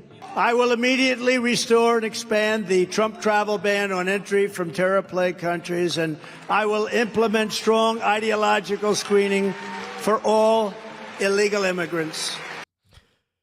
So I'm guessing those are the comments. I'm just saying. I'm guessing those are the comments. SS Stern, yes, I believe, like you, he probably meant American blood and not a specific race, but it's really easy to misconstrue that, and it's certainly easy to paint him as a villain that way. So, I mean, yeah. But I will say this, even if he did that, even if you take it that way, it's still a harsh message. And that's the problem. There's still a bunch of people, even if you take it that way, even if you take it as he's not talking about any one race, he's talking about the blood of American people that live here that have contributed to this nation, to the people that, whatever, like you, me, and everybody. Doesn't matter your skin color, even if you've only been an American citizen for, say, 10 years. You're one of those people he's talking about. Even if you understand that and believe that, there's still a huge group of people in that group who will go, well, it's still really, that's not really nice to say that about the immigrants. You're calling them illegal and implying. Again, you don't win that battle. You don't. You don't. You know how you win it. You don't have it. But unfortunately, what are we going to do? So, yes, this is, should we keep going with this? I kind of want to see where this lands. We've got another half hour here. Let's see what else is going on. This is, again, on ET. This is Trump on illegal immigrants, the poisoning the blood of America. Look, I'm just saying, never mind. You know what? If you hate America, if you want to abolish Israel, if you sympathize with jihadists, then we don't want you in our country. We don't want you. Oh, we got to put on the Stranger Things music now. Trump repeats controversial remark against illegal immigrants poisoning the blood of America. Again, he's this is again one where he's saying that it hurts the American people, and a lot of people are like, oh, he's being racist. Even if you could get him to admit that he's not talking about a race, he's talking about the American people as opposed to anyone who's not an American person that maybe just, I don't know, walked over the border because they could. That's oh, wow. So, yes, thank you for that little divert. Who was that said that? Chevy JB. Thank you for that, Chevy JB. But, yes, I'm guessing that's what they're talking about. Again, I don't see it as a racist remark, but I also, again, don't think that the people who see it as racist, I don't think they'd be okay with it even if they got past that point where it's like he's not talking about a race. He's just saying, nope. We were talking about dirt cookies this morning. You can't sway me. I'm sorry. They were eating dirt cookies, and now they want to come here and bring their dirt cookies with them. You keep your dirt cookies there, goddammit. All this time, and I have never escaped dirt cookies. It's just the weirdest thing. You'd think I'd be able to let it go. We could move on. But nope, I'm a man obsessed with dirt cookies. All right, so we've got a couple of stories and things to do. I don't really want to do the last two that I have here because I don't think they'll be as fun for the end of the show. We've got about a half hour. I've got some video clips and stuff, and we'll just go ahead and give them a kick and see how we do. It should be a really good time. Let's get our video clips here. All right. Oh yeah, we got to catch up with this because I want to talk about it. And then we did that one already, so we'll clear that one off here. Let's do this one, and let's delete this one. Boop. And then we'll pull the audio down quick while we grab a couple of these. There's one. Oh, wow. Oh, yeah, we might need to talk about you. We might need to give you some time, sir. Oh, God, that's right. I have a song stuck in my head. I think we'll end the show on that for sure, that we can share with all of you. I didn't think it was a good song at first, but then I gave it another listen, and I've changed my mind, and I don't know if I want to do that one. Oh, yes, and we're definitely doing that one. Okay.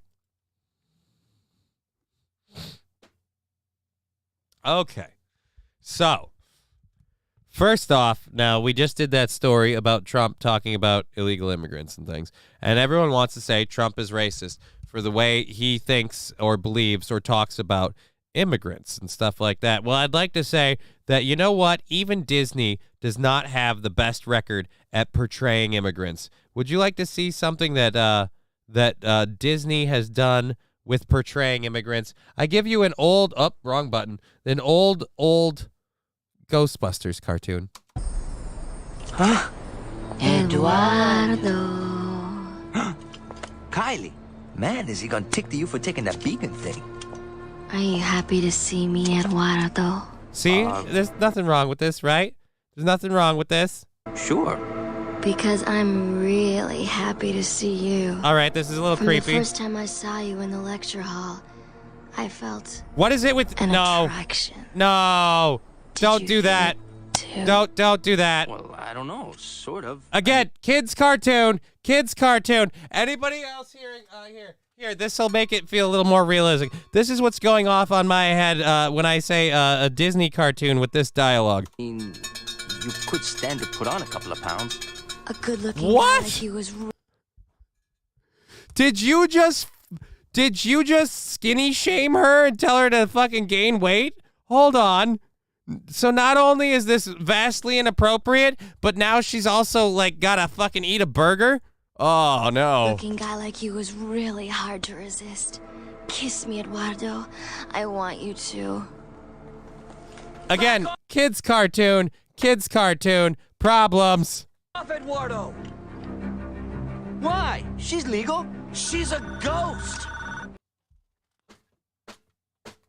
It doesn't get better. Why? She's legal. That's not the one.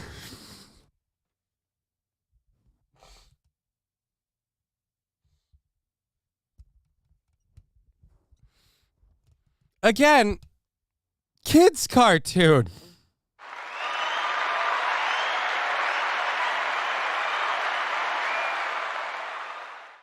Why? She's legal. Right, Donald Trump is such a horrible racist. The rest of us were so stellar beforehand.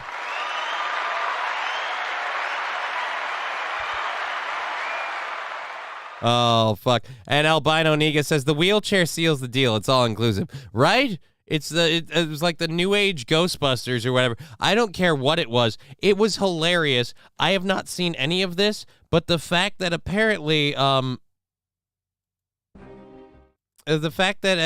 Eduardo was like, why? She's legal.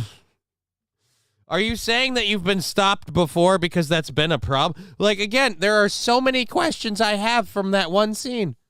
There, just the way it ends. I have so many questions now. Wait a minute, what?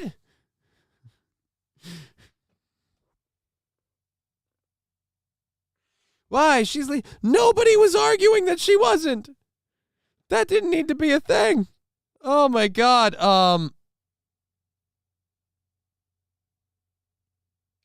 Deer completely misses target. Deer hunter completely misses target and obliterates poor rabbit in the background. Whoever gave me that link, thank you. I can't open links from my my text chat, but thank you for that. You might want to send that one to Deer Butch.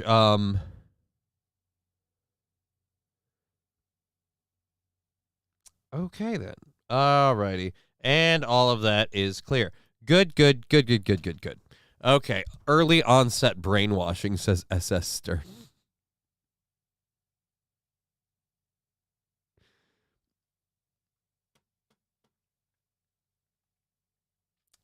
Look, if that's early onset brainwashing, is it weird that I'm like, well, at least they're brainwashing them with the ideals that, you know, make sure she's legal first, you know?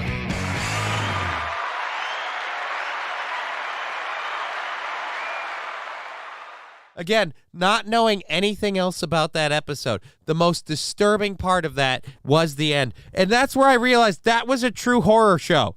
Because the whole time I'm like, this doesn't seem right. This seems like it's vaguely okaying stuff that's inappropriate. And then it ends with, what? She's legal? Oh, that's a first for me. What? Dude, seriously? No.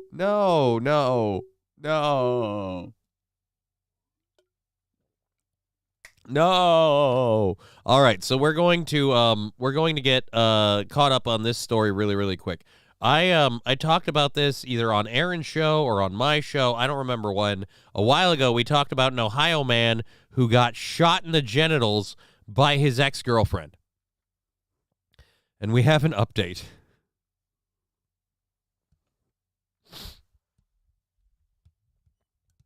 Charlie Glenn, a 49-year-old man who endured a gunshot to his testicles, has expressed his continued love for his ex-girlfriend. Holy Jesus.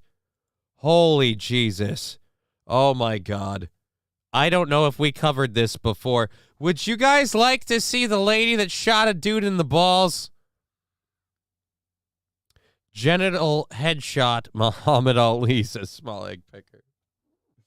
All right, well, we've got a mugshot, if you will. I like kitty stickers, says Mr. Q. Well, thank you for that. Doesn't look like the Ed 209 wears the military issue robot. Yeah, we got a while for that one.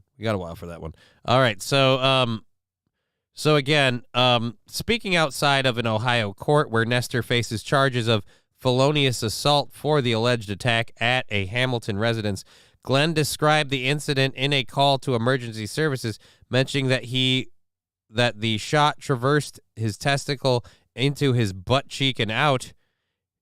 In the 911 call tabled as evidence in the trial that resumes on Tuesday, Nestor tells the dispatcher that Glenn was shot one time and it was into his legs. I just don't know exactly where. Glenn told reporters what happened in the moments that led to the shooting. She wanted me to take a walk with her, and I found out she had a pistol with her, he said. She said it was a pellet gun, and I said, let me see it because I'm not going anywhere with you if you have a gun. She pulled it out and shot me. Upon hearing the gunshot, Paul Carpenter, a friend and neighbor, rushed to the scene. My thoughts was he okay? You know, is he dead? Is he alive? I didn't know, but they said he was okay. You know, it wasn't life-threatening, Carpenter said. Well, not to your life, but any kids you might have had. Nestor, age 36, was subsequently arrested and charged. Despite the pain of his injuries, the challenging journey of recovery, Glenn conveyed that he harbored no desire for an apology from Nestor. I didn't expect nothing from her. I still to this day love her, and if she ever gets better, well...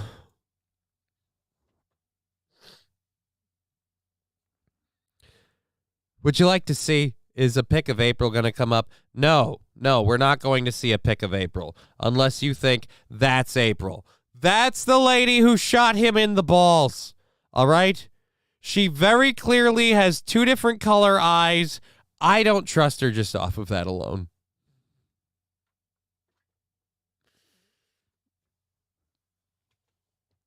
He's willing to wait for her.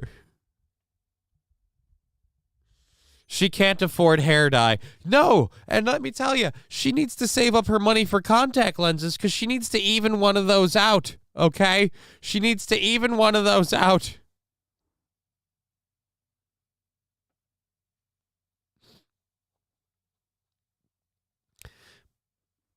I hate to say, dude, you didn't expect this lady to have a gun and to shoot you in the balls. Who do you think you were dealing with? Oh my God! Look, she might have shot me in the testicles and in through and out through my butt cheek. But well, if she gets better from what? I don't know what the problem is, but I'm pretty sure it's baked in at this point.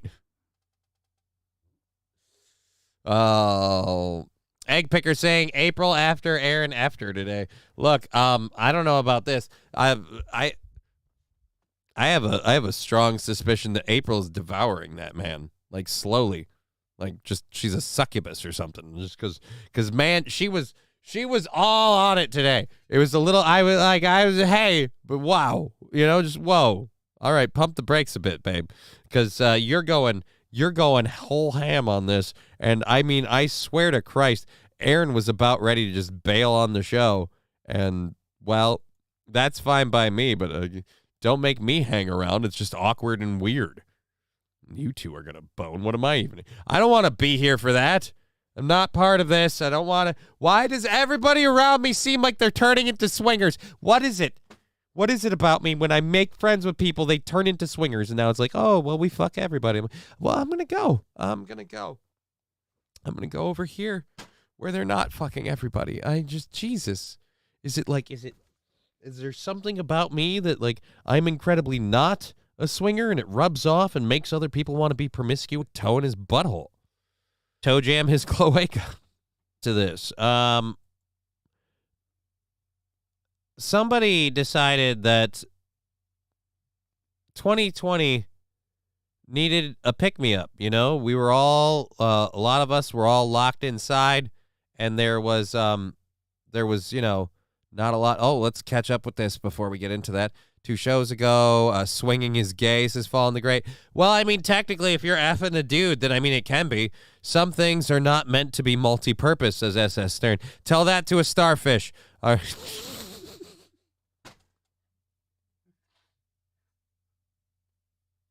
I don't know why that's making me laugh so much. Tell that to a starfish. And it was so angry. Why, that other guy that said I was angry before, he might be right. What, do I really, am I that angry? Like, so just, yeah, tell that to a starfish. They got one hole. It's got to do a lot. It's overworked, underpaid, and certainly underappreciated. Oh my God.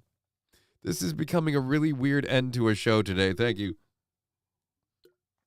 All right, so let's catch up with the chat and get back into this video I was going to talk about. So, April does that. Some things not meant. Tell them not to go on vacation again. Look, I don't want to do the show for him when they go on vacation again. I'm still recovering from what I put myself through doing the 19, because I thought, oh, Monday is another show, and then we're done, right? It's okay. And then I took on the Tuesday show, so then I had 3, and then I was doing mine, and oh my God, did it burn me out. My voice is trashed.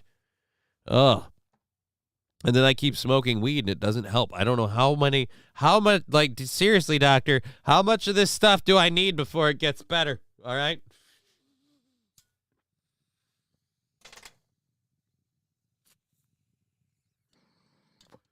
So let's check out a moment of April 2020. For one person, the year of, quote, cool Healy tricks.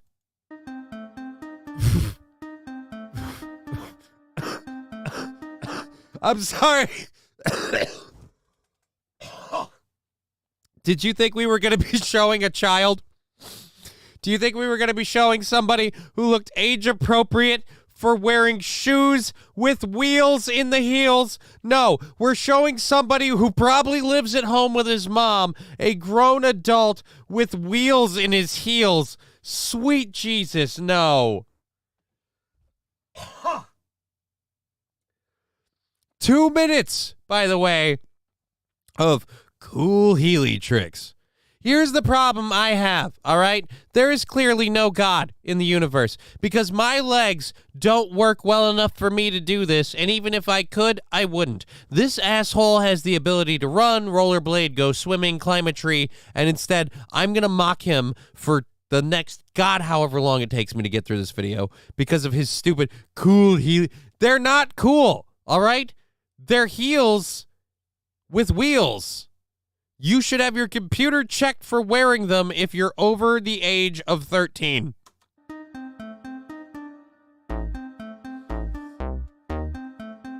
Seriously, man. Dude.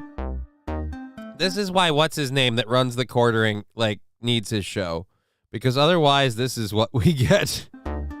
Stop, knock, gonna kick the door down. Everybody freeze, get down on the floor now. Cuff into beat till everything is torn So what's the tricks? down. Then I'll release, feel like I can soar now, soar.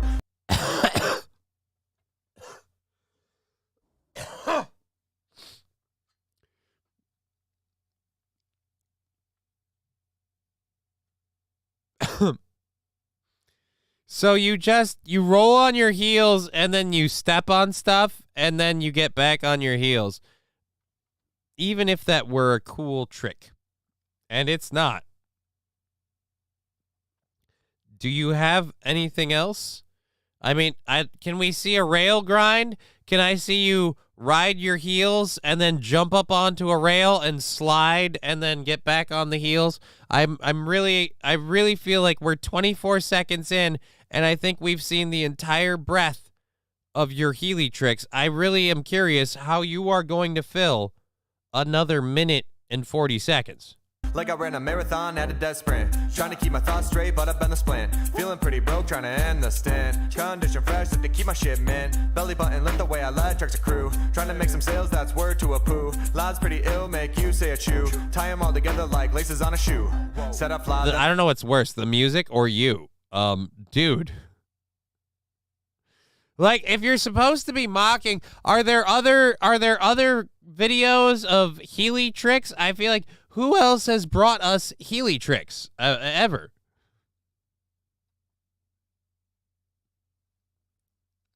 Albino Negus, heels on wheels. Actually, wheels on heels is really the F slur shoes. Wow, sad boy. Wow. Oh, wow. I'm going to just do that just because sad boy is really, oh, wow. I'm like the kid in The Sixth Sense, but the thing is, I am a guy, and I see, oh, no. Oh, sad boy. We're just going to, oh, wow. I feel bad for you. Look, I get what you're saying. This dude looks like a douche canoe and a half. Honestly, does it kind of look like he's an older version of Aaron after a little bit more of the hair is gone? Then I flew, keeping it precise like I'm writing haikus. I'm just an artist trying to find food. Cloudy overcast, but I'ma shine through. Whoa. Hey. I need to know whether this person did this as a joke or as a serious thing. Like, did they seriously think, like, I'm doing Healy tricks? Or is this like a joke? Like, hey, Healy tricks. Even as a joke, it's just kind of not funny. Again, you're a grown adult. How did you even find Healy shoes in your size? They shouldn't make shoes with heels for people your age. I do my own stunts, yeah. No, I don't front, nah. I do my own stunts, yeah. I'm about to go up, whoa. Hey. I do my own stunts. Again, we're seeing the same thing over and over with you wearing a different collection of Christmas sweaters. This is getting really sad. No, I don't front. I do my own stunts. What? I'm about to go up. Stop, drop track 5, so I'm on a roll. On a road of this, getting grilled like I'm on the cold. Always on the go, keep on plotting while. All right, it's the same thing over and over again. You ride on your heels with your arms out, and then you jump up onto stuff. Sir, you have really overshot. You've jumped the shark.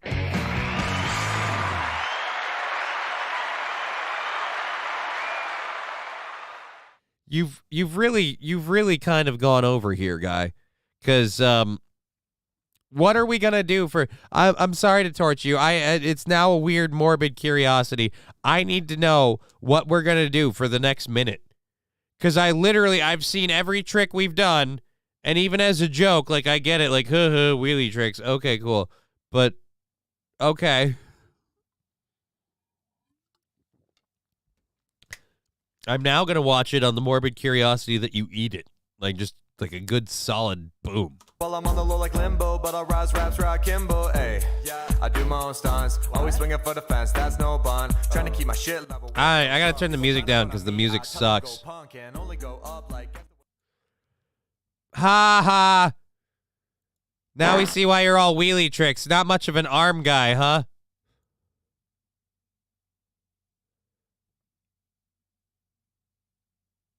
All right, come on. I need one solid F up, eat it.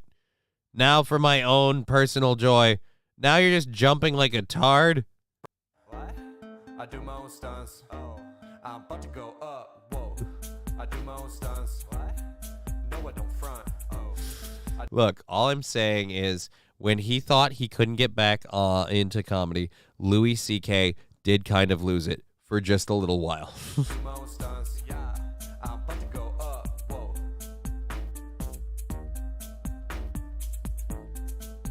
Again, this is sad. All right, so we don't have any actual you fail bombing it. Oh.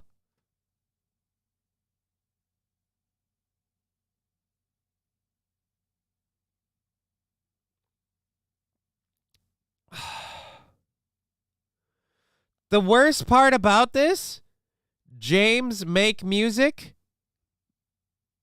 James SG is a cool artist / producer / Healier residing in Minneapolis, Minnesota. No, the healing thing, the Healy Wheelie thing was not. No, it was not a real video.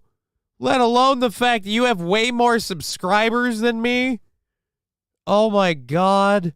Chase your dreams, Healy inspiration, motivation. What's up, everybody? This is James, and I'm about to do a tree stall, the wheel spin. I'm a Healy's.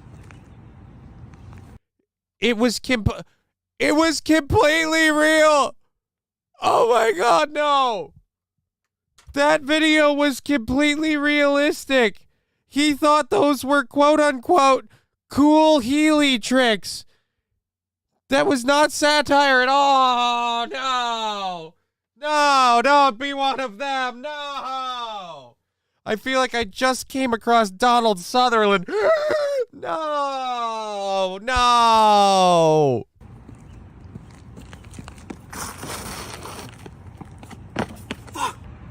Yeah, what's up, everybody? This is James, and I'm about to do a tree stall, the wheel spin. I'm a Healy's. Tree stall, the wheel spin on my Heelys, and then I'm gonna hang out at a kid's playground with a bag of gummy bears, just saying, hey, what's up, kids? I got gummy bears.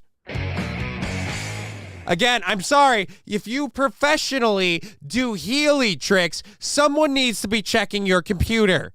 As an adult, oh my, look, I hate people that want to be like professional, like trick do like with skateboards and rollerblades or whatever. I've never publicly shamed them. Why? A little bit of respect to the game. They at least fucking work at it. They do something. I can't ride a fucking skateboard. I used to do rollerblade tricks. I thought they were gay then too. I still did them. Why? I thought it might help me get laid. At that point, it was anything you could put in the deck to score a win. You know what I mean? But look, dude, you are not going to seriously keep attempting to do... Look, I know that at times life holds you down and you think, I can't do it. Well, I'm going to show you that I will attempt to jump off of this tree with my shoes as many times as possible to perform my tricks on my Heelys. Why does he have, again, like, what was it, like 3,000 subscribers or something like that? I can't break 1K. You've got like, what was it, 100? I don't even remember. Just, God damn it.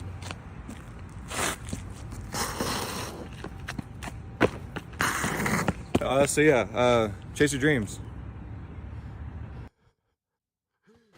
Chase your dreams. You know, like my dreams were to sit on my mom's couch every day and smoke weed. And you know what I get to do?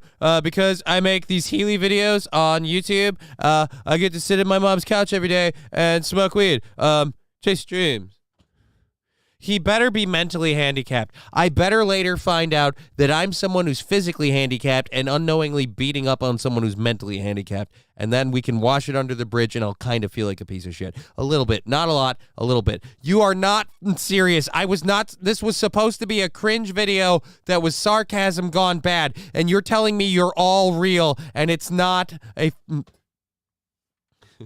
mediocre personality. What a pimp.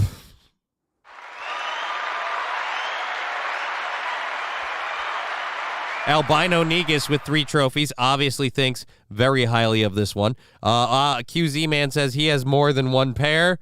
Definitely a $3 bill. Or definitely. I don't know what we're saying.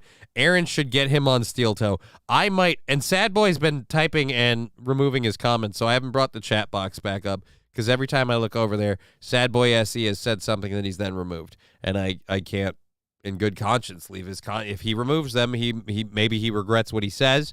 Maybe it was a moment of passion, and I don't want that held against someone. It's wrong. I won't do that here. Well, you know what? Actually, we haven't gotten any new comments. We'll put the chat box back. We'll let you guys have it back. Again, nothing runs like a deer. And you, by the way, you don't even run. What's up, everybody? This is James, and I'm about to do a tree stall, the wheel spin. All right, so that was one. That was one. He has a bunch of these. Wow. Allergy season, a bunch of 200 views. I need paper. What? Oh, this is worrying. Again, he just looks like a weird kind of like Like, Louis C.K. had a kid in Minnesota a long time ago. I feel like that's, send this to someone you have beef with.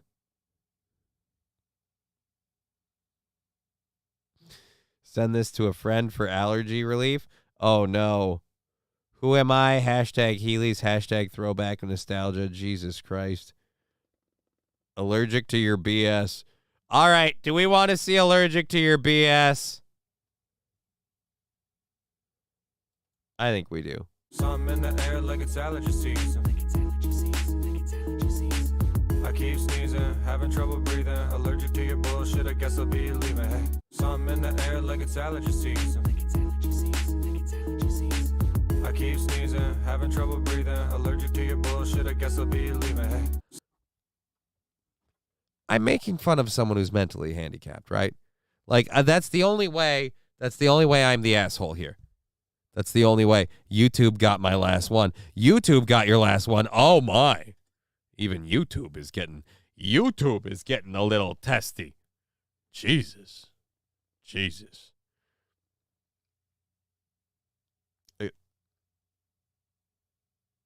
can't. He has to. I have to be like, look, I need to be a piece of shit here, all right? That's the only way this works, is that I'm a piece of shit for making fun of this guy, because he has to be, again, I have to be punching down. I can't believe for a minute that this is a person of completely normal mental faculty capability and such, and this is what they're doing with their life and time.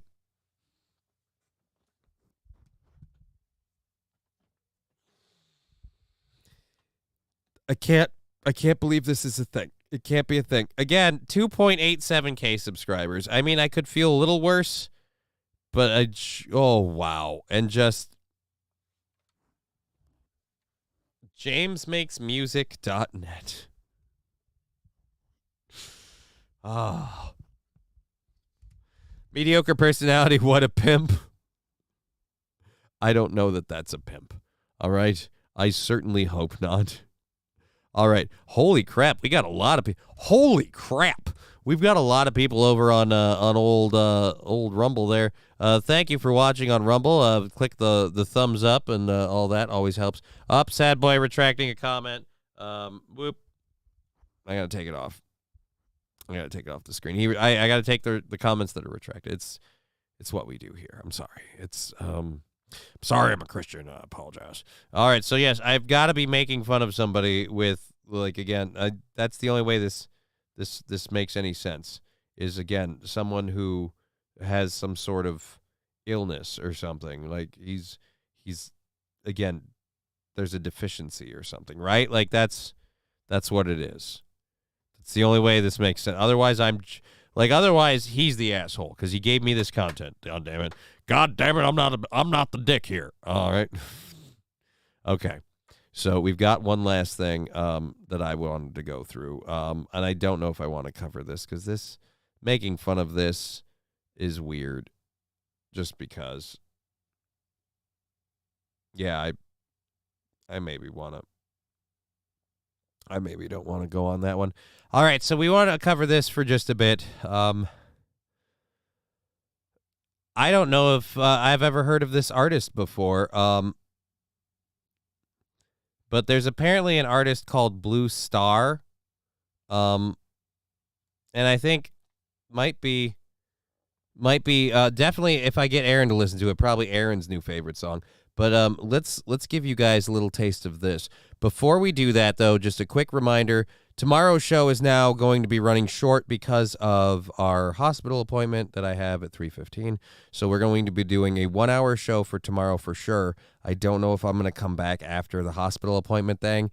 And Wednesday's show should be normal unless something changes. Thursday's show is an hour and a half because then I get to go have Christmas with my daughter. I'm sorry, that's kind of important to me. So we're going to do that. As for there's always someone who needs to be made fun of, says S.S. Stern. I mean, everybody needs to be made. I need to be made fun of constantly. Taking the piss out of people is how you get them to realize that, hey, simmer down now. You know, we all need to be having the wind knocked out a bit. Otherwise, we get high on our own supply and start thinking who the fuck we are. You know, humility comes from everyone kind of, again, taking the piss. All right, so let's get over to this video. Laughter is medicine. Well, I hope you will, like me, laugh at this song, and I hope also, like me, you'll get it stuck in your head. I give you Blue Star's song. Hey guys, 100 Daddy will make you feel good. Come to Daddy. Well, thank you, Lab Glass, because you inadvertently did a great lead-in. This is audio only to Blue Star's song, Daddy. Uh-oh. It's muted. God damn it. God damn it. Now they've got a little bit of a lead-in. I want to remind you, official audio. I believe it's available on... Daddy put it in my ass. Daddy put it in my ass. This may not be safe for work. Put it in my ass. Daddy put it in my ass. Daddy put it in my ass. Daddy put it in my ass. Daddy put it in my ass. Daddy put it in my ass. Daddy, can you put it in my ass? I've been smoking on this motherfucking crack, and I just want to fuck it in the ass. Like, it's a great song, right? Like, I mean, that first verse is a little hard, but I'm going to be honest, that refrain is hard to kick. I didn't know Melton could sing.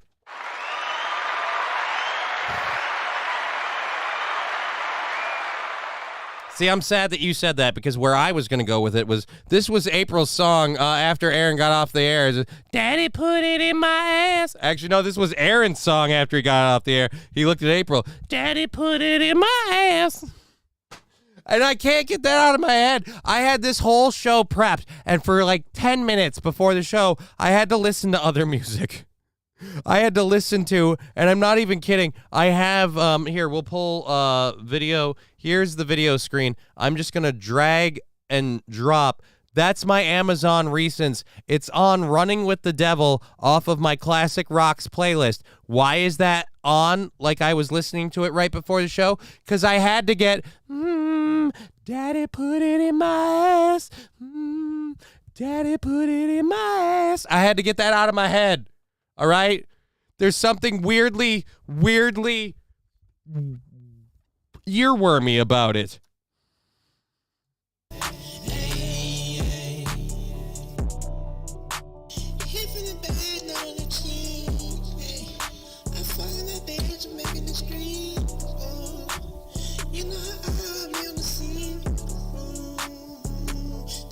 I'd like to point out that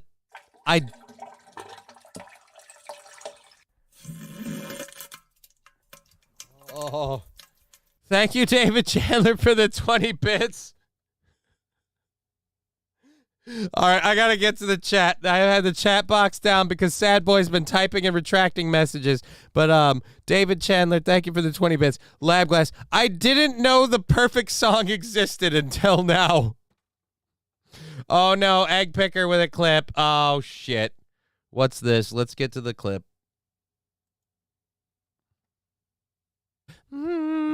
Daddy put it in my ass. Daddy put it in my ass. Fuck, and he clipped it so well. Shit.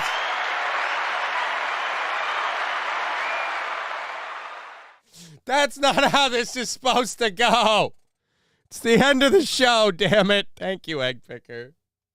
Let's let's get back to where were we? Here we go. Can you put it in me? Can you put it in me? Can you put it in me? Can you put it inside? Oh, it's painful.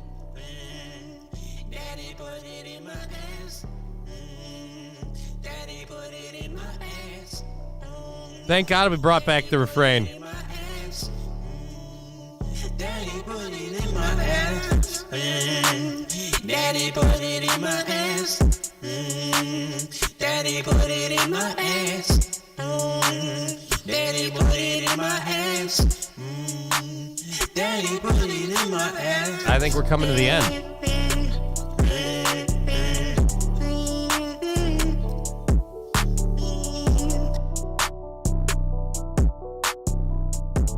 I think the weird part is that one of the people singing it sounds like they swallowed a kazoo.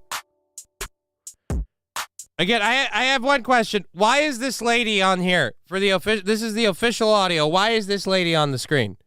Because I have zero belief that she's involved with anything in the ass pudding, and she ass pudding, like, you know, putting it in the, not like pudding, not pudding. That's what we're making. Fudge. Oh, all right. Anyways. Oh, Jesus. Okay. Zen Rhino saying smash. Yeah, she might be available because her boyfriend was busy screaming, "Daddy put it in my ass."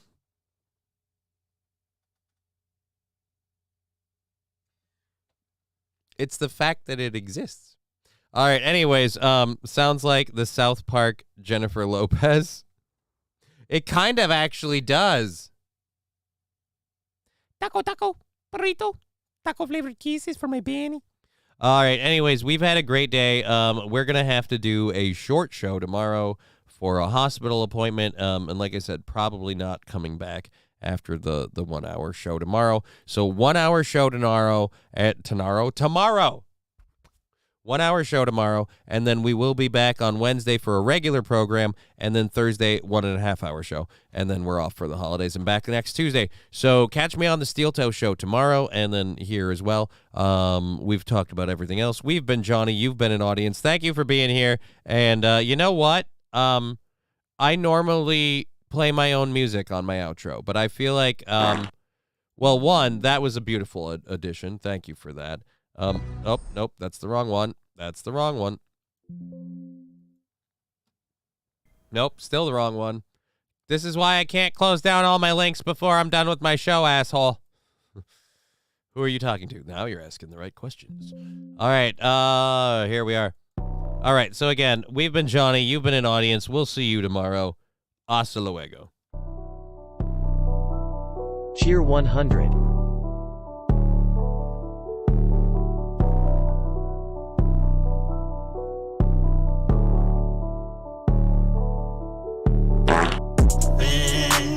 Daddy put it in my ass. Daddy put it in my ass. Daddy put it in my ass. Daddy put it in my ass. Daddy put it in my ass.